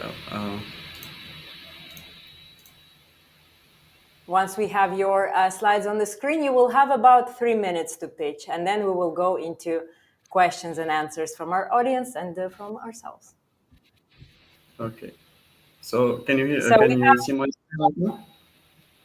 We can see your slides, but it is presenter mode. So I suggest that you pick the presentation mode. Okay. Perfect. Got it. You have 3 minutes starting now. Okay. So hi, I'm Raif, CEO and co-founder of Trainovac, and we're here to reshape the automotive cybersecurity with AI-driven proactive protection. Imagine you're driving your car on the highway, but there's some attacker that gains remote access to your vehicle and even stops the engine. That's scary, right? But well, actually, it happened, and luckily for the driver, it was an ethical hack, and it led to the detection of security flaws within the vehicle and to the recall of 1.4 million vehicles. And for your safety, we investigated the issue and we talked to our connections within the industry of the automotive industry, and we found out that the detection approach is reactive. The vulnerabilities are detected at a late stage. The tools that are used for the detection of vulnerabilities are overwhelm developers with false alerts, and they are really complex to integrate, which disrupts the workflow of developers. Here where Trainovac comes to the rescue. Well, we won't catch hackers, but we will shut the door for them to sneak in. We help developers secure software components by early detection of hidden code vulnerabilities through our AI-powered threat detection tool. You might be wondering how we do that. Well, we provide a lightweight, easy-to-install extension. It's really easy to integrate. The developer just needs to install it on their favorite IDE and waits for the IAM model to scan the code for vulnerabilities and finally reads the actionable reporting for guidance to enhance the code. And we're actually targeting a huge market. Actually, global automotive cybersecurity market is evolving at the same pace as cyber attacks, and it's expected to reach $19 billion by 2034. And such a huge market might have already established competitors, but we differentiate ourselves from them by integrating our tool really early in the development workflow. And we leverage AI to detect the vulnerabilities. Also, we integrate our solution seamlessly within the development workflow. And regarding the generation of revenue, we provide a flexible revenue model based on subscription model, based on the number of developers, number of projects, number of lines of code, and customized integration within the development workflow. And we rely on a team composed of skillful people, and we have advisors in cybersecurity and in automotive embedded software. And we also passed to action. Actually, we developed our AI model with an accuracy of 97% against embedded software vulnerabilities, and we also initiated local partnerships. And we want to go further than that by joining SBC, looking for customized mentorship and for a long-term partnership that ends with a successful exit. So join us in securing vehicles and making your life safer. Well, thank you very much for your pitch. We already have some first questions coming in. Yeah, so talking about I think you mentioned 100 million lines of code, and I was like, wow, that's a lot of code, right? Just for a car. Yeah. And then I did a bit of research saying, but how does that work? And how does that compare to an F-35 fighter jet? Do you know how much lines of codes an F-35 has, actually? No. Don't worry, this is not an exam. I'm just wondering. But I saw it. So an F-35 has 25 million, only 25 million lines of code, whereas a Mercedes S-Class has 150 million lines of code. And I've thought, like, how does that work? But I'll explain to you later on. But the thing is, the cybersecurity part is 10% of the lines of code of any car that we have, not only EVs, but also the Mercedes S-Class. So what you're touching upon is something that's really, really important. And funny enough, I own an EV, and I never think about cybersecurity until I saw your picture saying, okay, this could be very interesting. So maybe explain to the audience also what made you say, okay, this is a problem that I'd like to address, because most people will take it for granted that cybersecurity in their car is being handled, and you're saying it's not. So explain to us the pain that you were seeing and you were trying to solve. Okay, so actually for the case that we mentioned in the pitch deck, it was about in 2015. But even last year, it happened with Volkswagen brand that 800,000 vehicles had a data breach with an accurate localization of the vehicle, which is very scary. And also, even this year, by the beginning of this year, Tesla cars were completely shut down in 15 minutes via the EV charging cable. So it's really dangerous. And we have a lot of attacking vectors, from charging infrastructure to telematics units to ECUs that control the very critical functionalities in cars, like braking systems and steering systems. Got you. And then you said, okay, let's make an add-in for IDEs like Visual Studio, correct? Exactly. Yeah. Okay. We want to secure the secure the system from the coding phase. Okay. And how does that compare? Because you could also say, I mean, all of these LLMs out there, ChatGPT including, would say, fix this code, scan for security. So how do you become even better than, I would say, the mothership of LLMs and things like that, like ChatGPT, on this specific topic? Yeah, we're relying on the specificity of the training data set. So we're targeting this specific industry, the automotive industry. Actually, for now, we developed a version 0, which can be fine-tuned depending on the industry. And even we proposed that for the full premium package in our revenue model, so that the company can train the model depending on their data set or data, so that it's very specific to them. Okay. And then your customers would be, this is my final question. I'll have many, but I'll just leave it to Sabine for later on. So your customers would be the developers. So you need developers to know about your add-in, start using that, or would your customers be the automotives that actually reach out to developers to make their code? I'm sorry, can you repeat the question? I didn't hear you. Sure. Because of my network. don't worry. Is your customer, is that going to be Mercedes, or is your customer going to be the freelance programmer? Okay, thank you for this question. I really want to clarify it. So we're targeting the suppliers for the OEMs like Mercedes and Ford. So mainly those who work on embedded systems that and deliver it to the OEMs. Okay. Thank you. I'm not done, but I'll leave it now to Sabina. Yes. So our favorite question is, what is the number one thing that you want to achieve by the end of the year if you're selected in our accelerator? Okay, so actually the regulations in Tunisia are the same as in Europe, and we want to leverage the network of the SBC to enter the European market. And actually, we even had a spot in the we secured a spot in ETAS connections in Stuttgart by at October 22nd, and we want to establish pilot partnerships for that, and we want to leverage SBC's network for that. Fantastic. Well, thank you very much for sharing your vision, and we wish you best of luck in the selection room. Thank you. Thank you so much.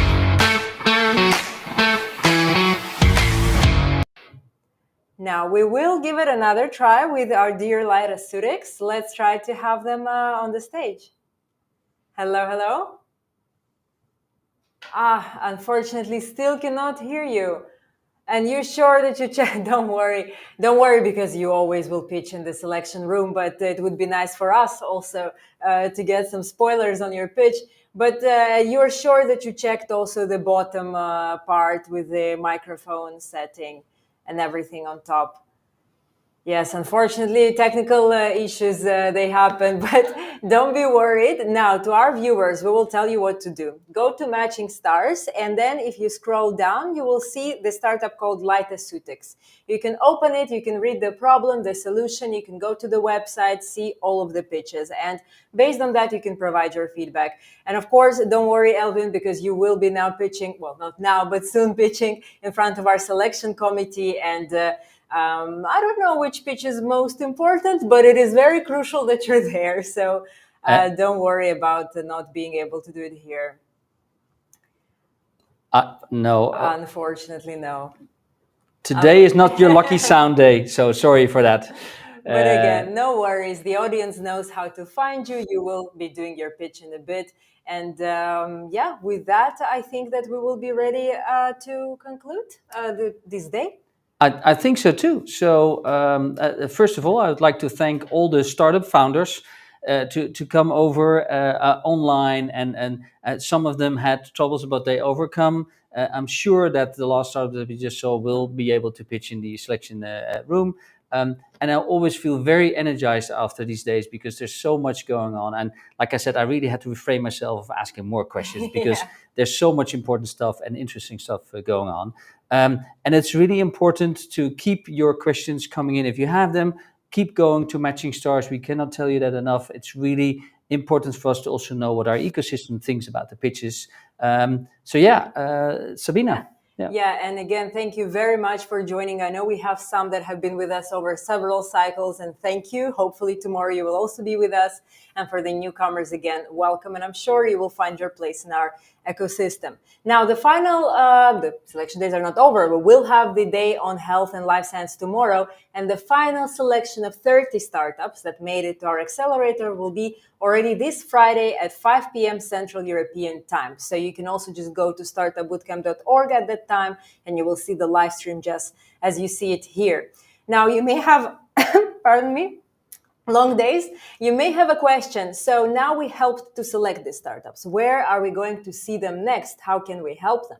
So the very next event that will happen is the mentor matchmaking. And we also have the pitch and feedback where investors and partners can share their feedback on the pitches. To make sure that you get access to these events, you can go to our website and you can go to events. This is where you can see all of the upcoming events. They are usually either virtual or at our office here in Amsterdam, so that should be quite handy. However, the demo day this time will be quite special. I think some of you already know how we do them typically, but this one will be a part of our bigger event, of our annual flagship conference called Future Expo. This conference will bring together more than 4,000 people, investors, startups, mentors, corporates of Benelux and even beyond, because we have delegations from quite interesting points of the world. Now, and this demo day will be a part of that massive event. So especially for you, thank you for joining us today. You will also be able to get the tickets with a little gift if you scan the QR code that you will see right after the live stream is over. So we see you tomorrow at 10 a.m. Central European Time. Do not forget today to log all of your opinions on matching stars. And thank you for being with us. Thank you.